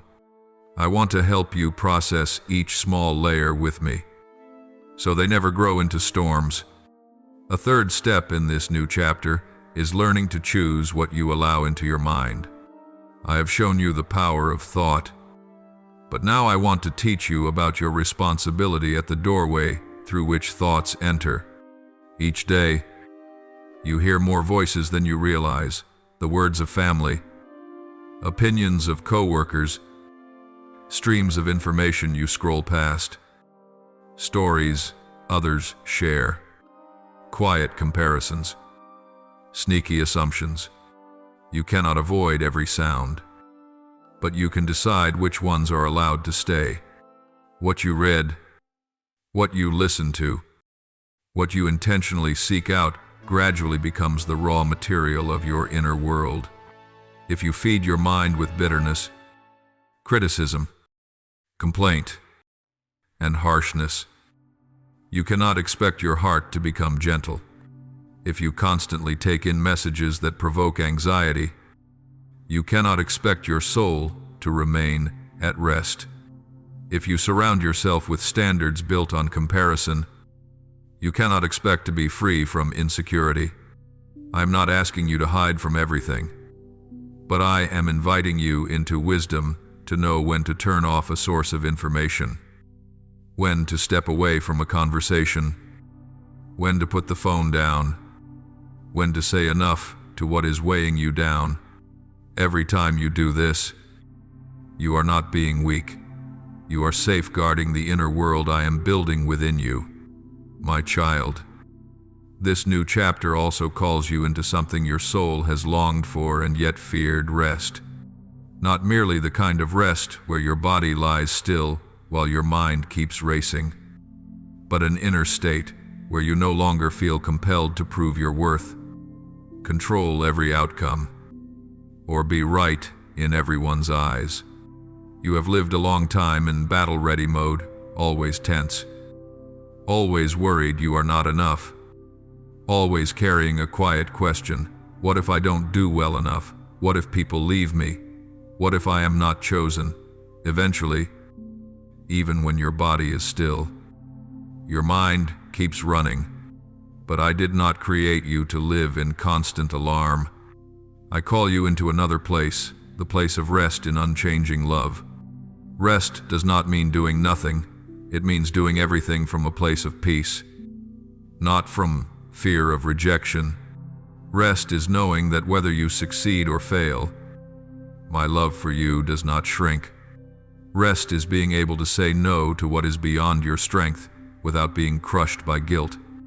Rest is being able to admit, I need you, instead of always trying to prove, I'm fine. I can handle it. And from that place of rest, you can love others without demanding return, serve without chasing praise, and walk forward without living under the fear of failure. This new chapter is not just a brief phase that will pass. It is an invitation into a way of life, a life of companionship with me in every beat of your ordinary days. I will not only meet you when you open the scriptures or when your prayers are soaked with tears. I want to meet you where you work, at your simple meals, in the midst of traffic, in the quiet of your room. I want to be the one you think of first when you are joyful, when you are sad, when you are confused, when you are tired, when you are excited, when you feel numb. I want to be the friend you are not afraid to tell about the smallest details of your day. For spiritual maturity is not about moving further and further away from real life, but about allowing me to move deeper and deeper into that life, until there is no longer a divide between when God is here and when God is not, but only one single reality, you and me, and I in you, my beloved child. Now that I have laid the foundation for you in this new chapter of daily companionship, I want to widen your vision so you can see that every small choice, those moments you think are too insignificant to mention, are precisely where I am quietly shaping your soul. I do not wait for the day you stand before life-changing decisions to begin molding you. I train you in the things the world never considers important. You often imagine that life-altering moments arrive in the form of dramatic events, sudden open doors, or radiant miracles. But my child, Those moments are merely the final outcome. Most true growth is formed through hidden seconds when you choose a kind word even while you are tired. When you forgive something small so your heart does not grow heavy. When you choose honesty, though no one is watching. When you refuse to respond to harshness with harshness. When you decide to remain faithful, even when no one is paying attention. I watch these things, and I call them the first stones of a life that cannot be shaken. Do you know why these small choices matter so deeply? Because they determine your inner direction. A ship that veers only a few degrees at the start will reach a completely different land after days at sea. So it is with your mind and soul. A small choice repeated becomes a habit. A habit becomes a way of life. A way of life becomes a destiny. You cannot control every event, but you can choose your responses. And it is your responses, not your circumstances, that shape your soul each day. I have seen the moments when you scold yourself. Why am I so weak? Why did I react like that? Why am I still not good enough? But I want you to understand that I do not measure you by perfection. I measure you by your willingness to realign your direction in each small moment. Every time you return to the right path, you grow. Every time you choose what is good by even a tiny margin, you advance. Every time you choose my voice over fear's voice, you step more fully into the place I am leading you. Remember, wisdom in daily life is not about knowing everything. It is about knowing when to pause, when to speak less, when to breathe, when to step away from an unhealthy conversation, when to guard your heart from what does not belong to you. A wise person is not someone who knows much, but someone who knows who is guiding them. And my child, I want you to understand that you do not take a single step in your ordinary life without me present. Every time you sense something feels unsettled inside, that is me telling you that you are about to drift. Every time something in your heart trembles when you hear someone speak, that may be me urging you to be careful. Every time a sentence leaves your soul confused, that is a signal for you to stop and seek me. These subtle movements are how I lead you, and when you become sensitive to them, you will discover that I am not only guiding you in the big decisions, but also in the moments the world calls insignificant. Do not underestimate the silence I place in your heart. There are times when you believe you are hearing nothing, but in reality, that is when I am teaching you to discern. When I am silent, it is not absence. It is the canvas on which you learn to distinguish what is emotion and what is truth. Many times in your life, you will need to make decisions without excitement, without obvious signs, without a clear push. I allow you to stand in that quiet so you may mature, so you may learn that truth does not always thrill you, and wisdom does not always feel comfortable. A spiritually mature person does not chase emotions. They walk by an inner certainty, a gentle yet steady peace. That peace is not loud. It does not shove you forward. It simply stands there, soft yet solid, letting you know this is the right way. My child, wisdom is not only knowing what to do, it is also knowing what not to do. There are things you need not chase. There are conversations you need not join. There is criticism you do not need to answer. There are arguments you do not need to win. There are rumors you do not need to explain. There are opportunities you do not need to grasp if your soul feels uneasy.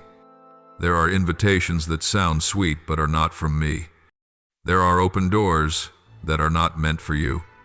The greatest wisdom sometimes lies in what you choose to walk away from and knowing when to stay silent. When to turn down a different path, even if others insist you are wrong. They may not understand. But I understand, and the clarity you gain from following me will protect you from wounds they cannot see. A mature person in me is not someone who always gets it right, but someone who returns quickly when they realize they've gone astray. There will be times you speak without gentleness, days when frustration rises, moments when anxiety overtakes you, hours when negative thoughts creep in. But the difference now is that you will not stay in those places as long as you once did. You know when your heart tilts, and you return. You no longer allow a small misstep to become a great verdict. You no longer let a moment of weakness define who you are. That subtle but powerful shift is the maturity I am forming in you. And my child, I want you to recognize another truth the world never teaches. Real wisdom grows from softness before me. The world imagines maturity as becoming tougher, harder, unfazed by anything. But in my kingdom, maturity is your heart softening under my guidance when you stop resisting every correction, when you allow yourself the courage to admit you need me in both great and small things. That softness makes you sharp. That humility makes you strong. The one who refuses to lean on me will break when the storm comes. The one who yields to me will stand because they are leaning on the one who never shakes. Look around you, daily pressures, unfinished conversations, layered responsibilities, quiet worries, dreams still unfolding. You may think these are separate pieces, but in my eyes, they are your classroom.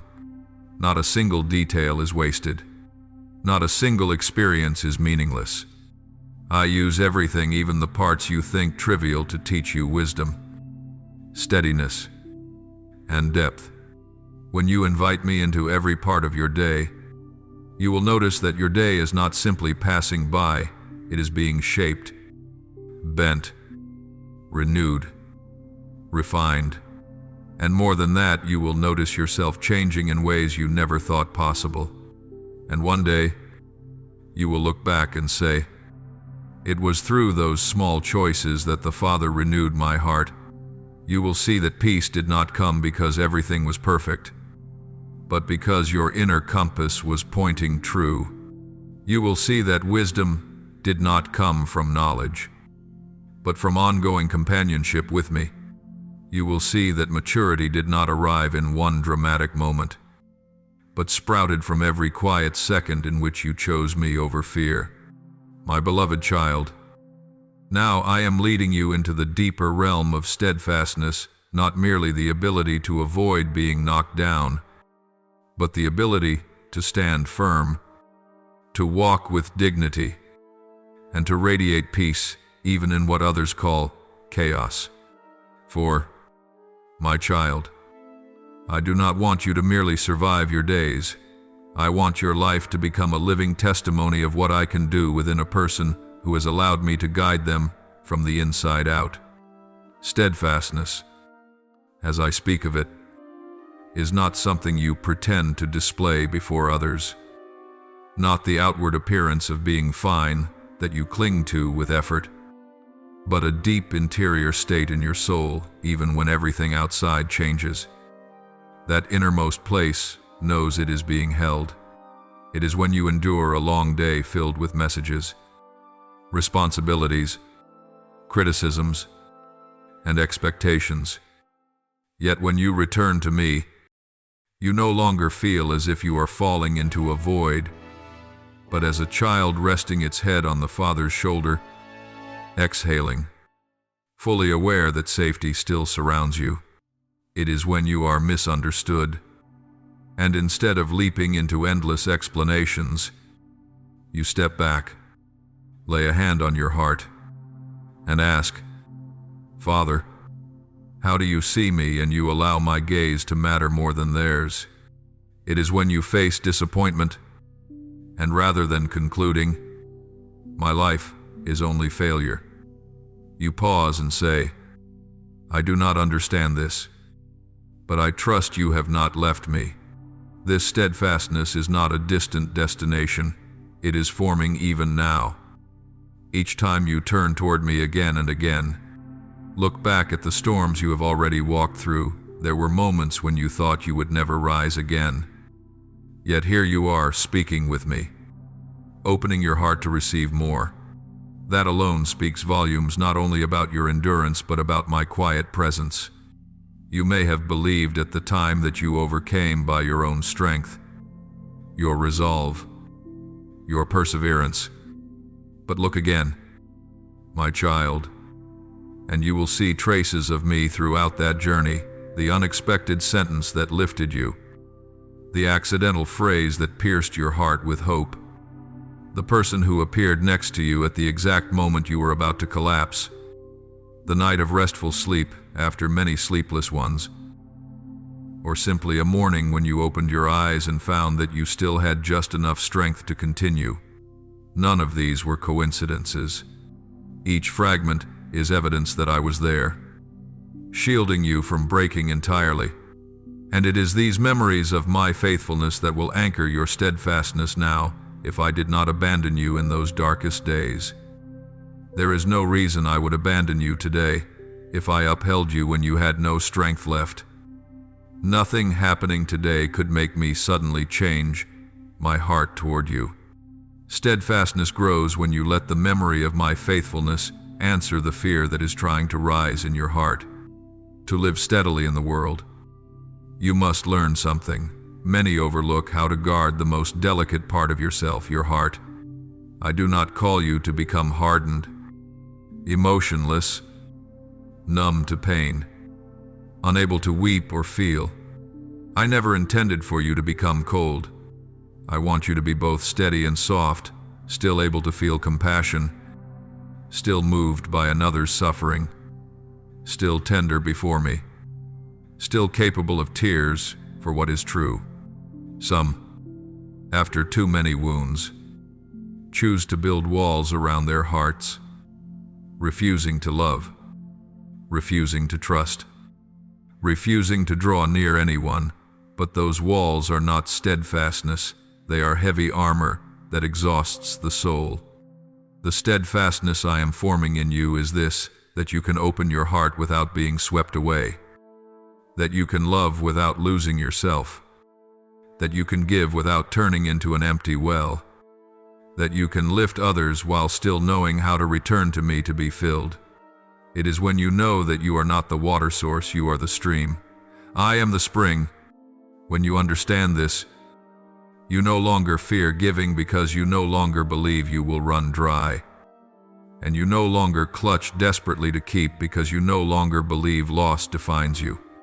You will know that every time you pour out in love, I quietly refill you, so long as your inner connection to me remains unblocked by pride, bitterness, or self-reliance. You must also learn to see yourself through a longer lens, not merely as the version of yourself today, but as the person I am shaping across years. There are days when you look at yourself and see only fatigue, confusion, and inadequacy. You ask, when will I truly change? When will I stop returning to old patterns? When will I be fully free, my child?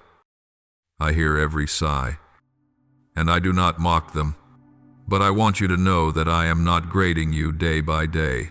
I see the whole journey. Perhaps today you slipped into negative thoughts again. But the difference is that you recognized it sooner. You returned to me faster. You did not remain in the dark as long as before. Perhaps you still speak harshly at times. But now you know how to apologize, how to repair, how to learn. Perhaps there are still nights when your heart sinks, but now you seek me rather than seeking an escape. These small changes may seem insignificant to others, but to me, they are steps filled with meaning. Steadfastness is not never wavering. Steadfastness is adjusting yourself back to alignment each time you wobble. It is not the absence of challenges. It is the reality that challenges no longer pull you away from me as they once did. A vital part of living steadily is learning to remain in the present without being chained by the past or paralyzed by the future. The past can become a prison if you let it define you, but it can become treasure if you view it as a classroom. The future can inspire you when you look at it through hope, but it becomes a burden when you fill it with imagined catastrophes. I do not want you living in regret or in panic. I want you to learn the art of walking with me one day at a time. Today is where my power touches you, where my grace operates, where you can make a new choice. Today is where you can speak differently to yourself. Treat your weary heart more gently, or pause for a moment simply to sit in my presence. When you inhabit each day fully, with the awareness that I am in that day, not only in special moments or significant events, you will discover that steadfastness does not appear as a sudden peak, but as a quiet line growing stronger with every sunrise and sunset. And I want you to understand that you are not called to stand firm merely for yourself. The steadfastness I build in you will become shelter for others. A day will come when someone approaches you, not because you are perfect, but because they see in you an unusual peace, a gentleness that is also strong, a silence that is not heavy, an expression no longer clouded with judgment.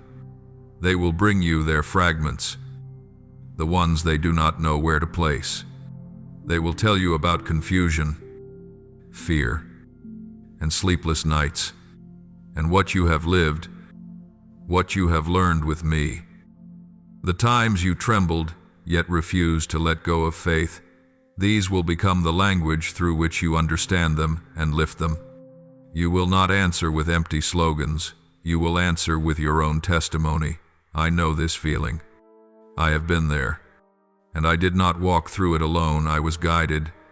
Steadfastness is not only so you can stand, it is so you can extend your hand to those who are barely holding on.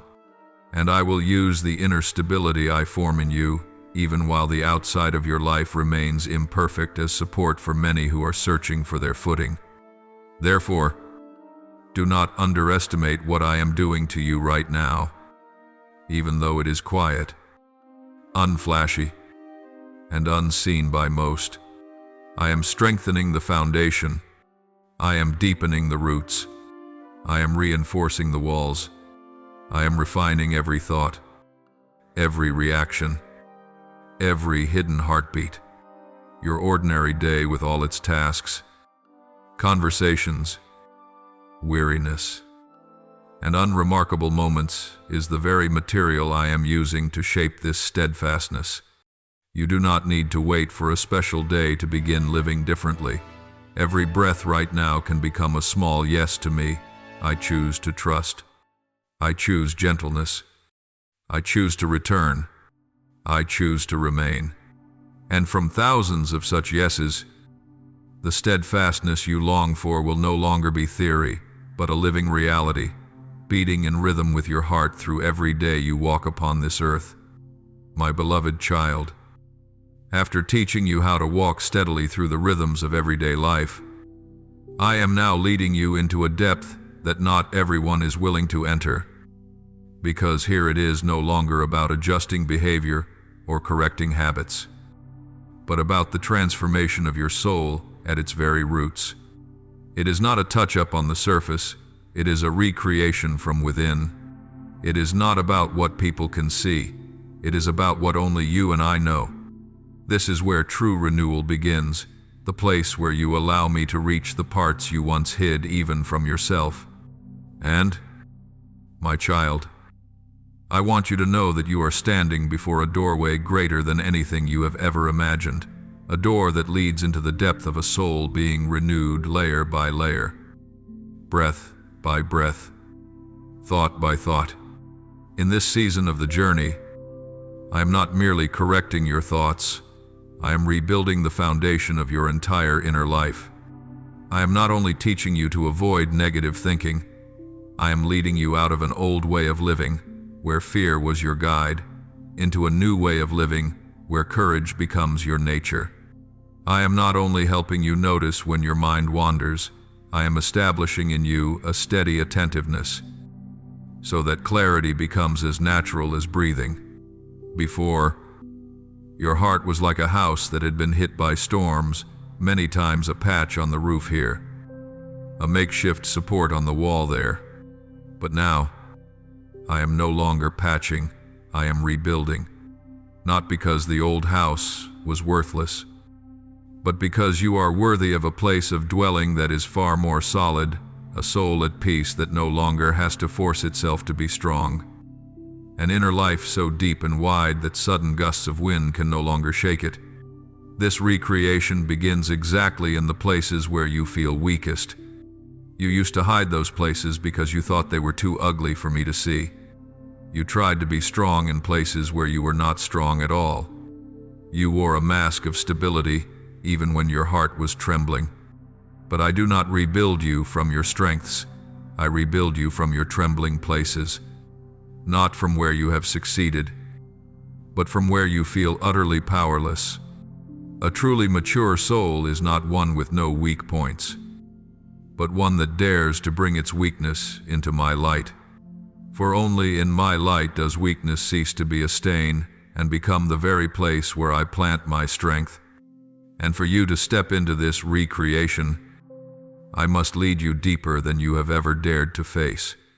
This is not pain meant to torment you. It is pain meant to heal you. Just as a doctor must touch the infected area to remove the poison, I too must touch the memories, the false beliefs, the old wounds you have carried for far too long.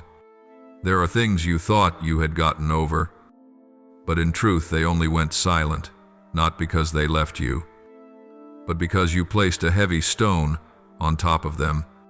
I want to lift that stone, not to expose you to shame, but to set you free. You cannot go far while carrying those stones in your heart.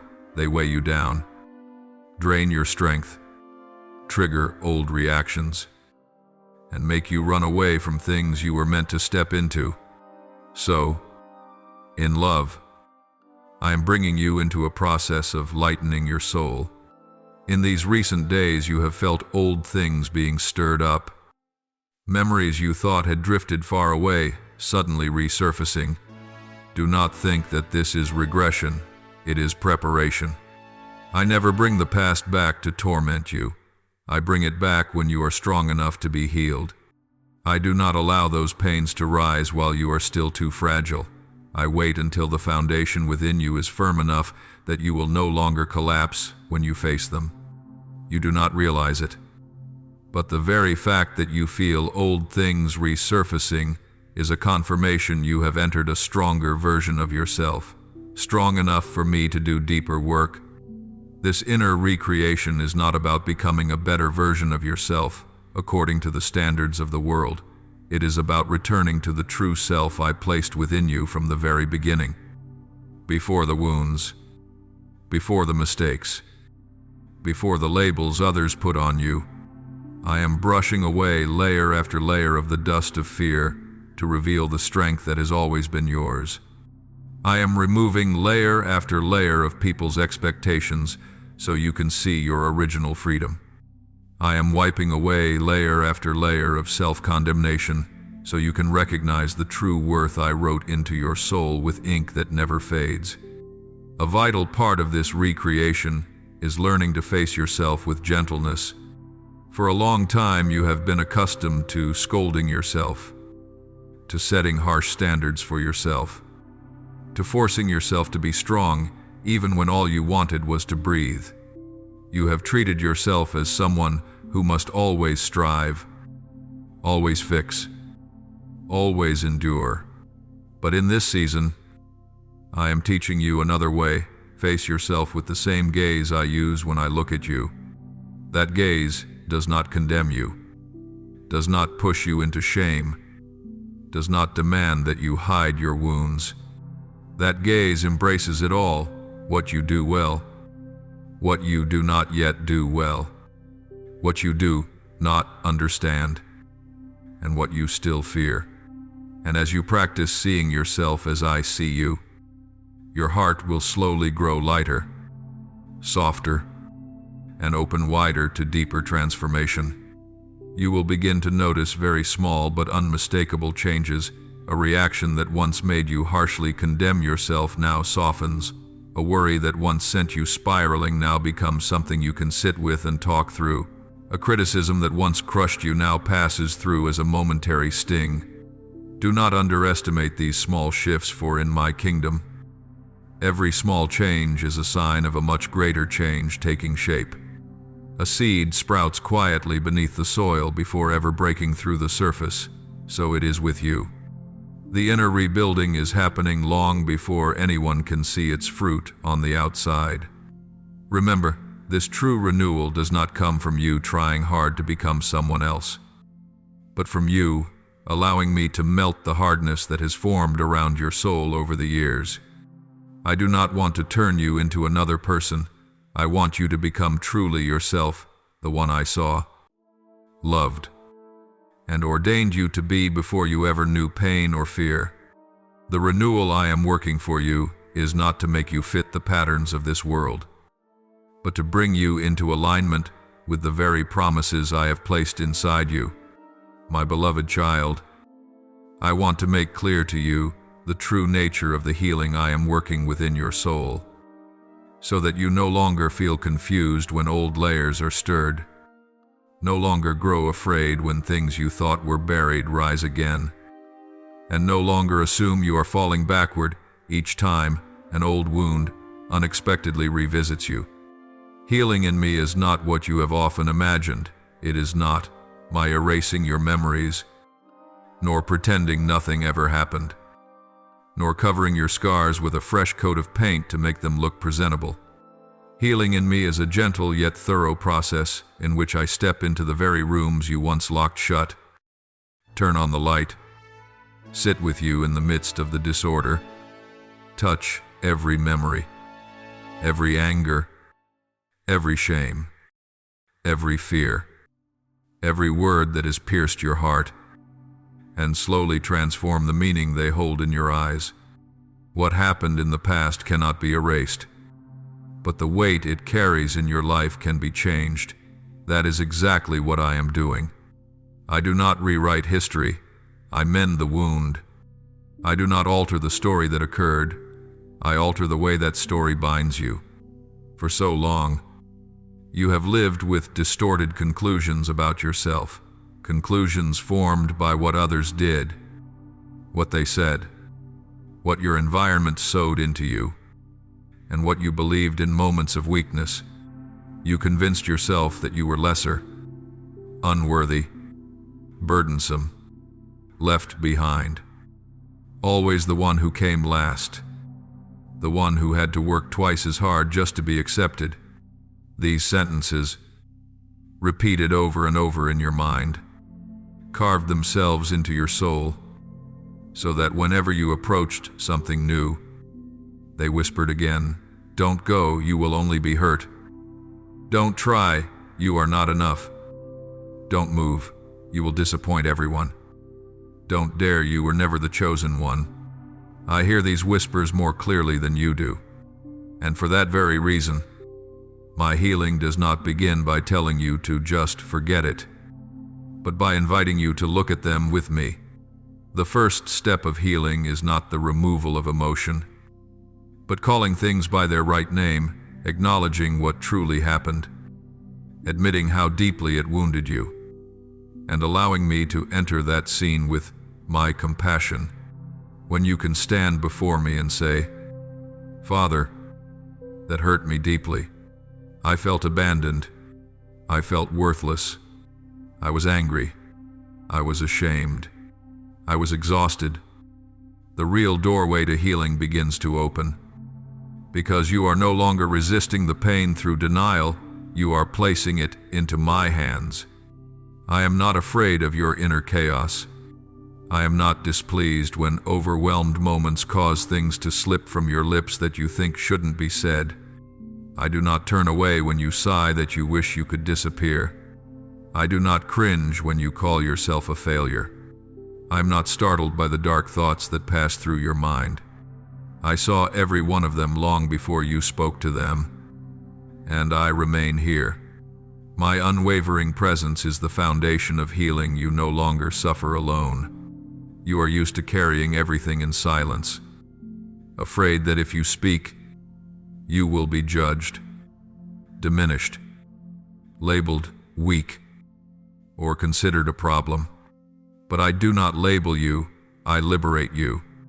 I do not push you away, I draw you near. I do not tell you to fix it yourself, I say, place it in my hands. Healing is not you proving that you are strong again. Healing is you allowing yourself to be weak before me so that my strength may be revealed.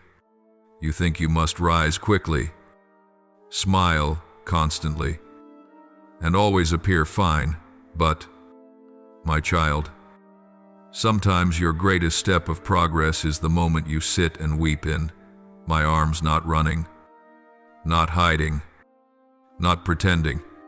When you stay there long enough, something sacred unfolds. The tears remain, but hopelessness loosens. The sorrow is still present, but it no longer crushes your chest. The memory remains, but it loses the sharpness of a blade and becomes a healed scar, a reminder of where you were wounded, but also of how you survived. Healing is not making you forget. It is teaching your mind to see everything through a new lens. Once, you saw yourself through the eyes of others. Now I teach you to see yourself through mine. Once, you viewed loss as proof of rejection. Now, I show you that I was protecting you from places that were never meant for you. Once, you interpreted failure as a final verdict. Now I teach you that even your failures can shape humility, gentleness, and compassion for those who falter. Once, you saw your wounds as proof of your lack of worth. Now I show you that in those very places, I have given you the capacity to understand and lift those who suffer like you once did. When meaning changes, weight changes. When you stop condemning yourself, the chains loosen. When you stop defining yourself by your mistakes, you open the way for me to continue your story. Healing is a process of redefinition. I touch each old story, breathe light into it, remove its poison, and leave behind wisdom. What was once the thing that ruined you becomes the thing that helped you know me more deeply. Deep healing does not happen in haste. I do not move faster than your soul can bear. I do not require that you finish in one season. I know the rhythm that is right for you. Some wounds I touch lightly and withdraw, giving you time to breathe and process what has surfaced. Some areas I approach slowly because they contain layers upon layers of intertwined stories. I do not intend to fix you in one moment. For you are not a machine, you are a living soul. Complex, delicate, profound, yet full of capacity. I work as a patient potter, shaping bit by bit, adjusting each curve, never rushing, never discouraged, never abandoning my work. You grow impatient with yourself far more than I ever do. You want this finished quickly so you no longer feel weak. But I want healing that goes to the root so that you may be truly free, not merely better for now.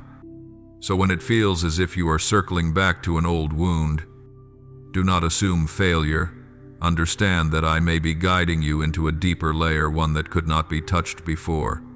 Each cycle is not a return to the beginning, but a spiral rising upward. You are progressing, even when your emotions tell you otherwise. An essential part of healing is learning to release those who wounded you, not by pretending nothing happened, but by placing judgment into my hands. When you hold on to resentment, your soul remains tied to that painful moment. But when you place everything before me and say, Father, I do not understand why they acted this way, but I refuse to let my heart remain bound to them. Deal with them according to your justice and grace. You unlock your own freedom. Forgiveness is not denial of the wound. Forgiveness is declaring that the wound will not dictate the rest of your life. Forgiveness is not saying their actions were right. Forgiveness is choosing not to carry the burden of vengeance. And My child, I do not overlook injustice. Rather, I desire that you be free enough to live, to love, and to move forward. In all of this, what I long for you to understand is this: you are not a half-finished project that exhausts me. You are a beloved work of art that I delight to continue shaping. Each time you open your heart a little more, each time you dare to be honest with me about your fears, anger, and sorrow, each time you allow me to remind you of your true worth instead of listening to the old verdicts, the process of renewal becomes clearer. You do not see the daily progress, but I do. I see the old roots of fear weakening. I see the walls of self-protection slowly lowering. I see the brightness returning to your eyes as you dare to believe you are no longer defined by what happened to you. I see the way you speak to yourself growing gentler. All of these are signs of a soul being renewed. So do not fear when I lead you back into the old rooms of your heart. I do not take you there to leave you alone. I take your hand, sit with you, let you weep, let you speak, let you be silent. And then I breathe new life into places that were once filled only with bitterness and sorrow. This is the essence of healing, not erasure, but renewal, not covering, but freedom, not denial, but redefinition. And in the chapters to come, I will show you something even more wondrous. I do not heal you merely so you may stand. I heal you so that one day you may become a vessel of healing for others. For those who cry tears you know all too well. But before you can touch anyone else, I want to touch every part of you first. Stay with me in this process. Do not abandon it. For in the deepest place of renewal, you will discover the self you thought was lost long ago. My beloved child, I do not heal you only so your pain may cease. I restore you so you may live in the true position I ordained for you from the very beginning. Healing is the first step. Restoration is the destination. Easing the pain is necessary, but re-establishing your identity is the very heart of my work. For if the pain is soothed but your identity is not rebuilt, you will continue to live as someone wounded. If the memories grow lighter but your self-perception remains unchanged, you will still shrink back whenever challenges appear. But I did not call you to live as a survivor. I called you to live as someone reborn, someone restored, someone placed in the position of one who carries value, purpose, and authority that no circumstance can take away. In this phase, I am not merely touching your wounds, I am resetting the foundation of everything you believe about yourself.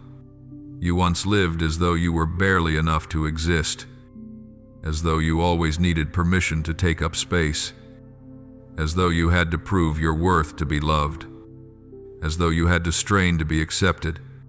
These beliefs, even when unspoken, have followed you for years like invisible chains, shaping your decisions, your reactions, and every step you took. You did not realize how powerful they were until I began lifting them from the deepest places of your heart. Every time you said, "I'm not worthy," it was not humility, it was a wound speaking. Every time you whispered, "I'll probably fail again," it was not caution, it was fear. Every time you stepped back from good things because you believed others deserved them more, it was not selflessness, it was the old mark of rejection you've carried far too long.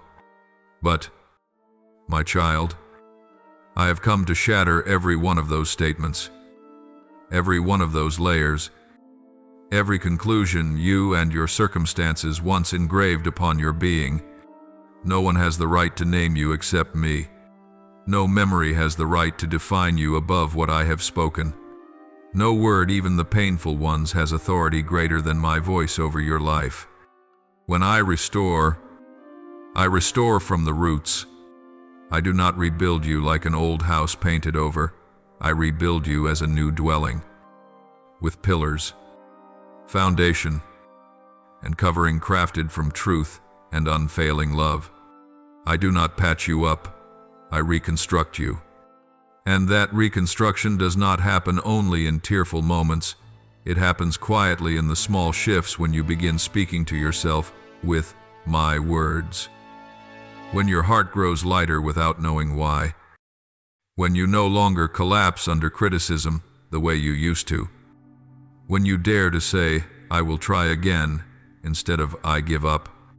These subtle movements are evidence that I am building within you something more durable than pain, deeper than memory, stronger than past wounds. You are no longer who you were yesterday. I say this clearly because you still have a habit of viewing yourself through old judgments. Whenever you make a small mistake, you instantly think, I'm still the same. Whenever you feel weak, you conclude, I haven't grown at all. But, my child, inner transformation is not measured by perfection, it is measured by direction. You no longer run from me.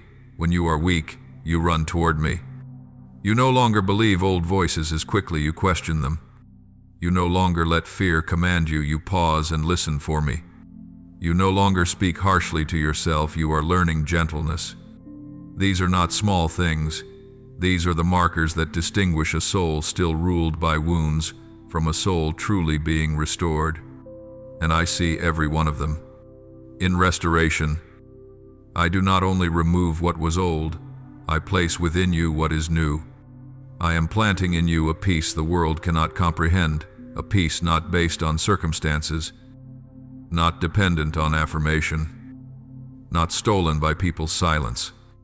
I am planting in you courage, not the courage to perform strength, but the courage to be honest, to be soft when needed, to be strong when necessary, to rise even when afraid, to continue walking even without full clarity. I am planting in you compassion for yourself, something you have lacked for far too long. I am planting in you healthy dignity, so you may know you do not need to endure pain to be kept. Do not need to shrink to please anyone. Do not need to contort yourself to fit in. I am planting in you freedom, freedom from old narratives, old verdicts, old whispers telling you that you are not enough. And here is the most delicate part of restoration. I am giving back to you the authority over your inner world, the authority that pain once stole from you. When pain rules, you live by reaction. When fear rules, you live by avoidance. When memory rules, you live in timidity. But when I restore, you no longer move because of what happened before. You walk according to what I speak today. You no longer let your mind wander unchecked. You know how to bring it back. You no longer seek validation in others' eyes, you seek it in mine. You no longer act out of lack, you act from fullness. This is true mastery, not mastery over circumstances, but mastery over the inner life. And when you possess mastery over the inner life, you are no longer easily shaken by people's words. You are not triggered by trivial things. You do not collapse because a door closes. You do not fall apart when an old memory resurfaces. You stand firm not by your strength, but by the foundation I have laid. You are in a season of restoration unlike any you have known before. This is not mere encouragement. This is reconstruction. This is not mere comfort. This is renewal. This is not you are doing a little better. This is you are being remade at the roots. Not every day feels easy. Not every moment feels victorious. But I want you to know this every single time you choose to turn toward me, even with a tangled mind, even with a heavy heart, even with tears falling, another stone is placed into the foundation of your life. And remember this process is not only so you may heal, it is preparing you for something you have never dared to imagine. You will become a vessel of healing for others. Not because you are perfect, not because you are finished, but because you know what it is to be pulled up from the depths by my hand, because you know what it is to cry in the dark, because you know what it is to tremble but still choose to trust. And these very experiences, once transformed by me, will become oil to soothe the wounds of those who cry the same tears you once cried. You do not yet see it, but your pain is becoming the language you will one day speak to lift others back to life. My beloved child, I now want to lead you into the final chapter of this journey, not an ending, but the rising of a new self within you. The self I have seen all along, even when you could see nothing but fragments and ruins. I have not led you through storms, through layers of rebuilding, through depths of renewal, only for you to return to your old rhythms and survive the way you once did. I have taken you this far so that you may now live differently, not by straining to become better, but by living from the new nature that has awakened within you. This nature is not something you must manufacture, it is something I planted long ago. And now, after seasons of refinement, it begins to emerge like a seed pushing upward after months, hidden beneath the soil. My child, you are no longer the person you were in the beginning. The way you see yourself has changed. The way you face pain has softened. The way you respond to injustice has grown deeper. And the way you return to me when you are weary has become instinctive. These are the signs of the new person rising within you quietly, steadily, like dawn unfolding along the horizon. This new self is not a less flawed version of the old. It is an entirely different way of being in the world. Before, you lived as someone always searching for a place, always afraid of being left out, always terrified of being forgotten. You looked into the eyes of others to find the answer to your question. Am I worthy of love? Am I allowed to stay? Am I someone who matters? Every indifferent glance, every careless word, every moment of being overlooked felt like confirmation that you were not. But now, I am bringing you out of that territory into a space where that question no longer has the power to crush you. For the new self within you knows you have already been chosen, already been loved, already been held, not because of what you accomplish, but because I named you with my own love. When you stand in this truth, you no longer move as someone asking permission to exist. You move as someone who knows where they belong. That peace will not make you proud, it will simply silence your urgency to chase approval. You will find that you no longer need to explain yourself to everyone, no longer need to cling to relationships whose season has ended, no longer need to join every argument just to prove you are right. You will be able to remain silent and still know you have worth. You will be able to stand alone without feeling abandoned. You will be able to say no without being tormented by guilt. These are the signs of a soul finally living from within rather than being governed by everything outside. In the past, the mere thought of tomorrow stirred up countless fears in you. What you might lose, what might fall apart, what might go wrong. The future looked like a long, dark corridor, and every step you took felt like bracing for the next blow. But now, I want to show you another way. The future is not a place where you must fend for yourself. It is a place where I have gone ahead of you, preparing what you cannot yet see. When your mind is renewed, you no longer view the future through fear's lens, but through hope's, not naive hope that denies difficulty, but hope anchored in the faithfulness you have tasted throughout these past years. You may not know what will happen, but you know this: I will be there. And that alone is enough to make you walk forward, not trembling, but trusting. You will begin to speak differently about what lies ahead. Instead of anticipating disaster, you will expect my goodness to appear even in imperfect circumstances. You will stop seeing every shift as a threat and begin to see them as openings where my wisdom and care can unfold. The new self within you will also change the way you see others. In the past, when wounds still dictated your vision, you looked at people through suspicion or comparison. Compliments felt like pressure. Corrections felt like condemnation. The success of others felt like proof that you were behind. And the pain of others reminded you of your own inadequacy. But as I restore your identity, I also heal your gaze. A soul touched by grace learns to see others with compassion and honor. Instead of jealousy, you will rejoice with them, because you understand that someone else's blessing is not a threat to yours. Instead of judgment, you will respond with gentleness, because you remember how many times you stumbled. Instead of closing yourself off, you will open your heart to become a safe place for those seeking someone who truly listens. I do not heal you only for your comfort. I heal you so that you may become a stream of grace, carrying comfort, strength, and encouragement to those with wounds like yours. This is when the new self begins to radiate beyond you, like a small lamp softening the darkness around it. My beloved child, the new self will also reveal itself in the way you speak to your own soul.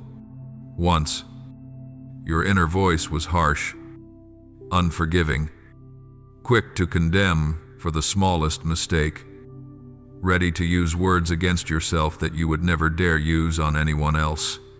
You lived with an inner narration that repeated, "Why are you so foolish? Why can't you be like them? Why do you ruin everything? Why does no one stay with you?" These were not merely habits, they were walls that kept you from receiving love. But as I awaken the new self in you, I also transform your inner language. I do not teach you to indulge yourself or ignore your faults. I teach you to speak truth with kindness. You will learn to say, "I failed, but I am allowed to learn again. I am tired, but that does not make me worthless. I am imperfect, but I am growing. I do not see the outcome yet, but He is still working." When your inner language changes, not only do your emotions change, your entire path begins to shift. You will no longer sabotage your own growth with self-hatred, because you will realize that even the words you speak to yourself must be sanctified by my love. My child, the new self will not appear in a sudden burst that instantly transforms you into someone unrecognizable. It will come like dawn, slow, quiet, unstoppable. One day you will notice you said no to something that once enslaved you, and you did not struggle as you used to. One day you will find yourself calm in a situation that would previously have undone you. One day you will embrace an opportunity instead of rejecting it out of fear. One day you will forgive someone you once believed you could never release. These moments are not random, they are the fruit of the long journey I have walked with you. And when you recognize that, you will look at yourself not with doubt, but with gratitude, realizing that some miracles do not arrive in flashes of the supernatural, but in the gradual renewal of a soul.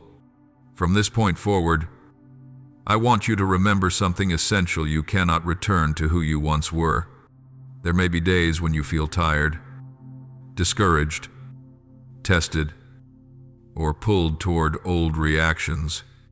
But the difference now is this, the way back. You know who holds you. You know which voice is mine and which is merely an echo of old wounds. You know that darkness no longer has dominion over you. You know you no longer live as someone begging for love, but as someone already loved.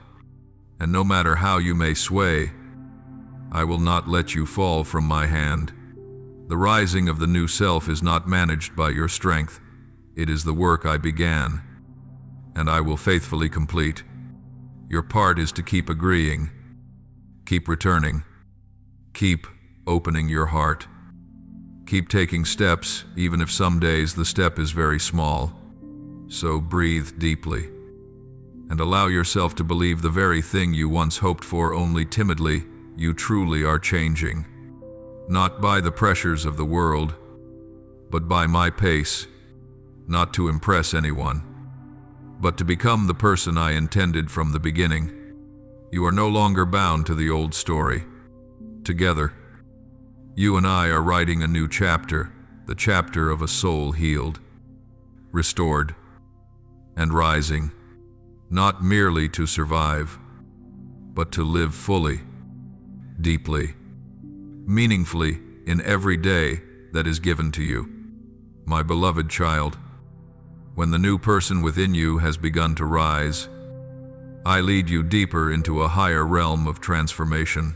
This is when you not only recognize that you have changed, but you begin to live from that new place intentionally, boldly, and with purpose. This is the stage where many of my children have stopped because of fear. Fear that they are not enough. Fear that they will fail again. Fear that this happiness will not last. But my child, I want you to understand that the renewal I am working for you is not fragile or easily broken. It is a work whose foundation I have laid. And that foundation does not shake.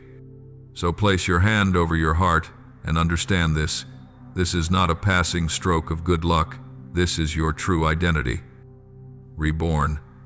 This is not a temporary peace. This is the authority of a soul that knows its place in me. This is not a joy that will soon fade. This is fruit growing from roots that have been healed. Nothing can take this away from you, unless you hand it over yourself. I want you to see this process the way the sun rises. At first, it is just a faint line of light along the edge of the sky. But anyone with eyes to discern understands that no force can stop that light from spreading. The new self within you is the same. It may begin with subtle signs, but once I have breathed my life into it, it will grow ever more solid. You will first see this change revealed in the way you think. Thoughts that once triggered panic will no longer knock you down so easily. Negative assumptions that used to rule your reactions will no longer have such a loud voice. You will find yourself distinguishing more clearly between the voice of fear and the voice of truth. You will begin to notice when your mind starts slipping back into familiar shadows, and instead of letting it drag you down as it did before, you will recognize immediately that you have the right to say, "No, that no longer belongs to me." The very moment you dare to say no to those false words that once chained you is the moment the power of the new self speaks up. And, my child, every time you do that, I smile, because I see you beginning to live as one who has been given authority. From here, you will also see renewal revealed in the way you sense my presence. In the past, when you were in the midst of chaos, all you could perceive was emptiness. You thought I was silent. You thought I had turned my back. You thought I was testing you. But now, as your spirit grows more sensitive, you will feel me in the moments that once seemed the most ordinary, in your breathing, in the light streaming through a window, in a gentle word, in a sudden lightness in your heart that you cannot explain. You will discover that my presence is not dependent on your emotions. It is recognized through the sensitivity of your soul. And your soul, after all the healing I have brought, is now more open and receptive to my light. No longer resisting it, I once knocked on your heart with very subtle signals. But now that you have learned to listen, what you used to call silence will become an invitation to experience the deep peace that comes only from me. This is the sign of one who is stepping into maturity, not needing miracles in order to believe, but believing in order to see miracles. This stage is also when I want to teach you about the power of choice. You often think power is something spectacular, great miracles, extraordinary events beyond understanding. But the truest power I give you is first found in your ability to choose what is right when your emotions demand what is wrong, to choose peace while chaos screams, to choose to expect goodness even when everything has yet to fall into place, to choose forgiveness while the wound is still fresh, to choose to move forward when you still cannot see the whole way ahead. These choices may seem quiet, but they have the power to rewire the inner structure of your soul. I give you my spirit, but you must choose to open yourself so he can work. I give you my peace, but you must choose to set your mind on the truth. I give you my strength, but you must choose to stand up from the place where you once collapsed. Spiritual authority does not begin with a feeling, it begins with a choice. And when you choose to lean on me, all of heaven supports your steps. In this rising, you will also learn how to receive the good things I give you without distrusting them. Many of my children have grown so accustomed to pain that when blessing comes, they cannot believe it. They question it. They ask themselves, will this fall apart? Do I really deserve this? But my child, I do not give you good things in order to snatch them back. I do not call you into a new season just to toy with your heart. If I open a door, it is because you are ready. If I bring you into a new land, it is because you are mature enough to steward it. You do not need to doubt grace. You simply need to receive it with gratitude and humility. When you dare to believe that the good in your life is not just luck, but your portion according to my purpose, you will no longer be afraid to step into new things. You will stop selling yourself short because you think you are unworthy. You will stop rejecting the opportunities I send because you fear you are not enough. You will stand in blessing as someone who understands that everything you receive flows from my hand, and no one can take it from you. The rising of the new self will also be revealed through the strong peace I will place upon you, a peace that does not depend on circumstances, does not come from favorable conditions, and cannot be stolen by someone else's words or attitudes. As you grow, I want you to understand that peace is not a reward given when you have everything under control. Peace is your inheritance even when nothing is under your control. The new self does not live trying to avoid storms. The new self learns to stand firm in the storm. Because you know I am holding you. You will see this most clearly when you face trials. In the past, every disruption felt like the end of your world, but now, you will find yourself calm, clear-headed, and less easily swept away by emotion. Not because you have become numb, but because you are standing on the solid foundation I have built inside you. This is the stability of someone who knows that their Lord does not leave them, not even in the smallest things. Once, you clung to many things simply because you were afraid of loss, afraid of loneliness, afraid of change. But the new self no longer lives by fear, it lives by my leading. You will begin to see that some relationships I ask you to step away from are not because those people are bad, but because they are no longer aligned with your calling. Some behaviors I ask you to release are not because they are terrible, but because they slow you down.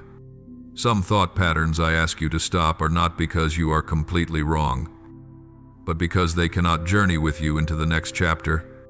When you learn what to keep and what to let go of, you will walk lighter, faster, freer, and that discernment itself is a sign that you are truly maturing in my spirit. Remember that this rising is not only for you, it is a signal that you are being prepared for a greater role in my kingdom, a role you once thought you would never be good enough to carry. But the new self is not built to stay hidden, it is built to shine, not with a loud, showy light, but with a light made of peace, wisdom, steadiness, and a presence that carries warmth. You will become a refuge for those who are shattered the way you once were.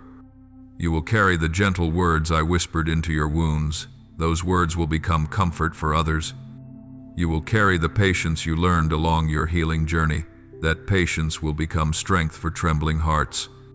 You will not have to teach people many things with elaborate speeches. Your life, your peace, your stability will be the evidence that what I have done in you is real, and that what I long to do in them can be just as real. This rising is not an ending. It is a doorway into the true life of a renewed person. That life will not be perfect, free of trouble, or constantly smooth. But every day in that life will be lived with a new awareness. You no longer fight alone. You are no longer blind when you cannot see the road. You are no longer crushed under the weight of your past. You are no longer ruled by fear. You live as someone who carries light within, who knows that wherever you go, my hand is there, leading you through every season, every step, every breath. This is the life of a soul reborn, not flawless, but deeply meaningful, not stormless, but sheltered, not trial-free, but always strengthened.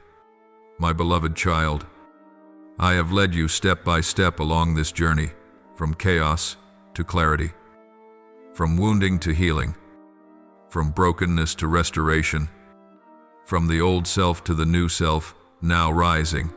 And now I want to speak to you about something you have longed for in secret, but have been afraid to name: the blooming season I have prepared for you.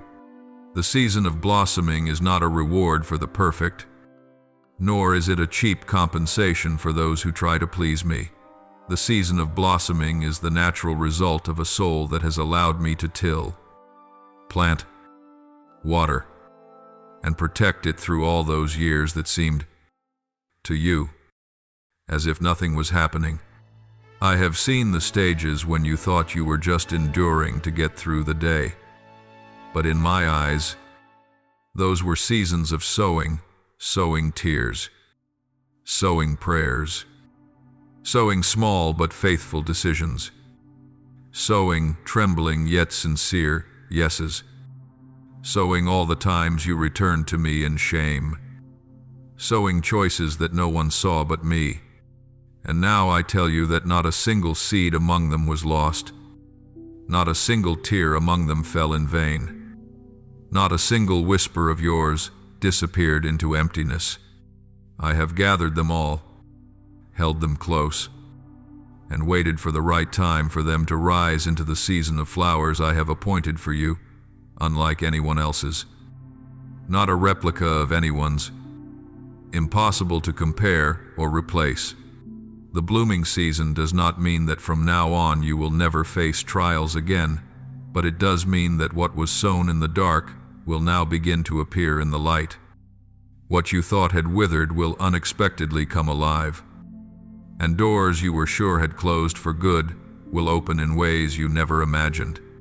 This is the season where you no longer have to strain just to survive as before, but you begin to truly live with purpose, live with joy, live with a clear awareness that every breath has meaning. The blooming season does not begin with trumpets of victory. It begins with very small signs that only those who have learned how to listen can recognize. You may notice that the things that once drained you now no longer crush you as they did before. You begin to recover dreams you once buried because you were afraid that hope would be shattered again.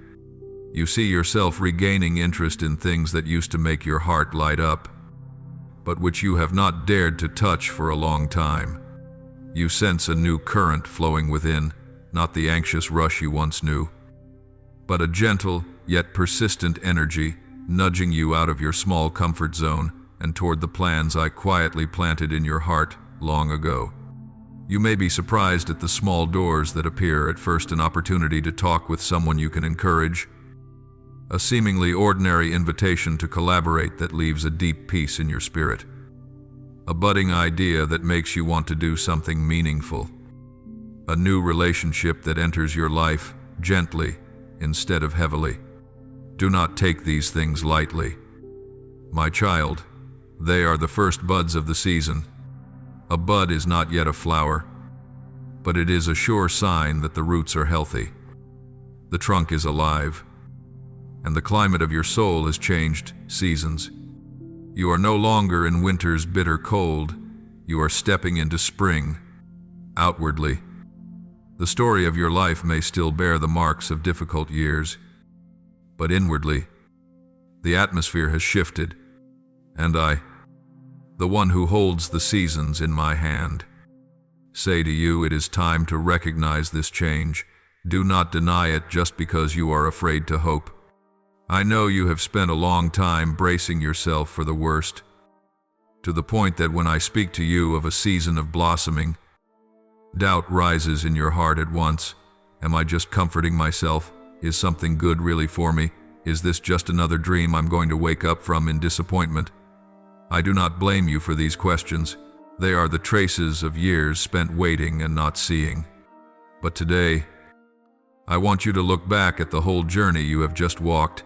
If my purpose were only to train you to endure, I would not have spent so much time healing you, restoring you, rebuilding your identity, teaching you to keep your mind in clarity, and forming inner stability in you.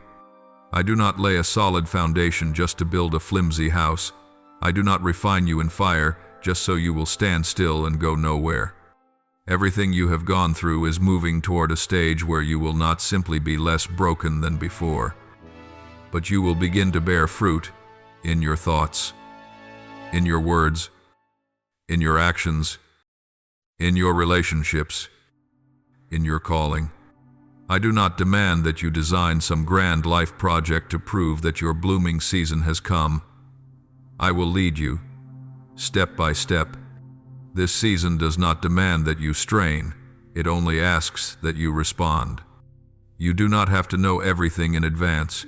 You only need enough courage to say, Father, if this truly is a new season, I am willing to follow. In the blooming season, I will also open your eyes to clearly see what I have placed in you that you did not dare acknowledge before.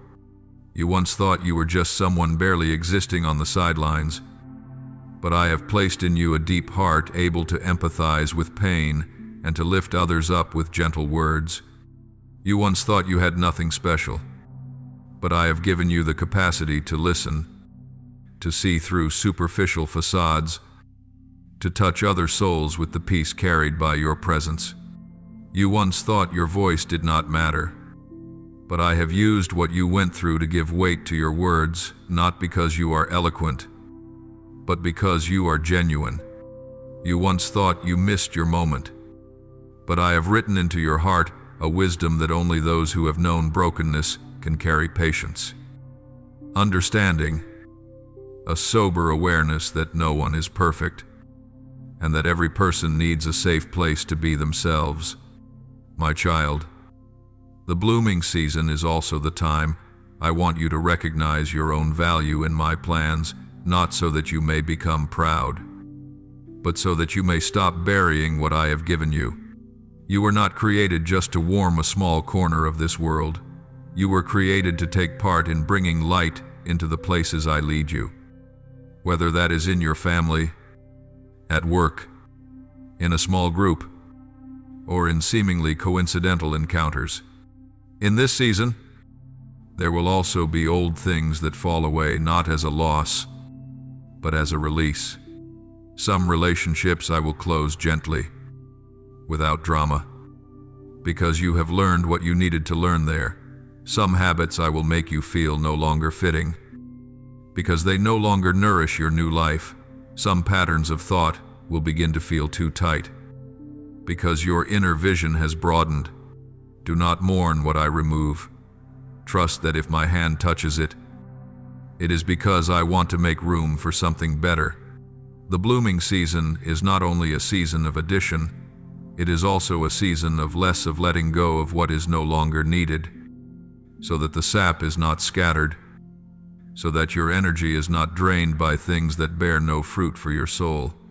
Just as a gardener must prune dry branches so the tree can focus its strength on new buds, I will use my wisdom to adjust your schedule, your relationships, and your priorities. At first, you may feel a little empty, but if you look with the eyes of the Spirit, you will see that every door being drawn closed is actually giving you more space to breathe, to grow, and to live in alignment with what I have called you to do. And the blooming season is also the season in which I want you to learn how to enjoy without feeling guilty. You have been used to struggling so long that when peace comes, you feel strange. You have been used to days of strain and tension so long that when the weight eases, you worry. Maybe a storm is coming. That's why it's calm now. You have lived in a defensive stance so long that when happiness knocks, you hesitate to open your heart. But I say to you to rejoice, to be at peace. To smile is not something you must later pay for. It is a gift I want you to savor now. Allow yourself to laugh without waiting for something bad to happen. Allow yourself to enjoy beautiful moments without thinking you are unworthy of them. Allow your heart to slowly relax out of its battle stance and relearn the art of joyful living.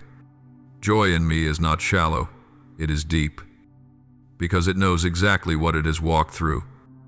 And for that very reason, it treasures every moment of peace all the more. Finally, I want you to carve this into your heart as an unshakable promise. The blooming season is not a brief passing clip. It is a chapter in your journey in which I will continue to be with you to lead, correct, uphold, encourage, heal, and multiply what I have sown. There will still be days when you are tired. I will be there. There will still be times when you cry. I will wipe your tears. There will still be moments of uncertainty. I will whisper clarity into your heart.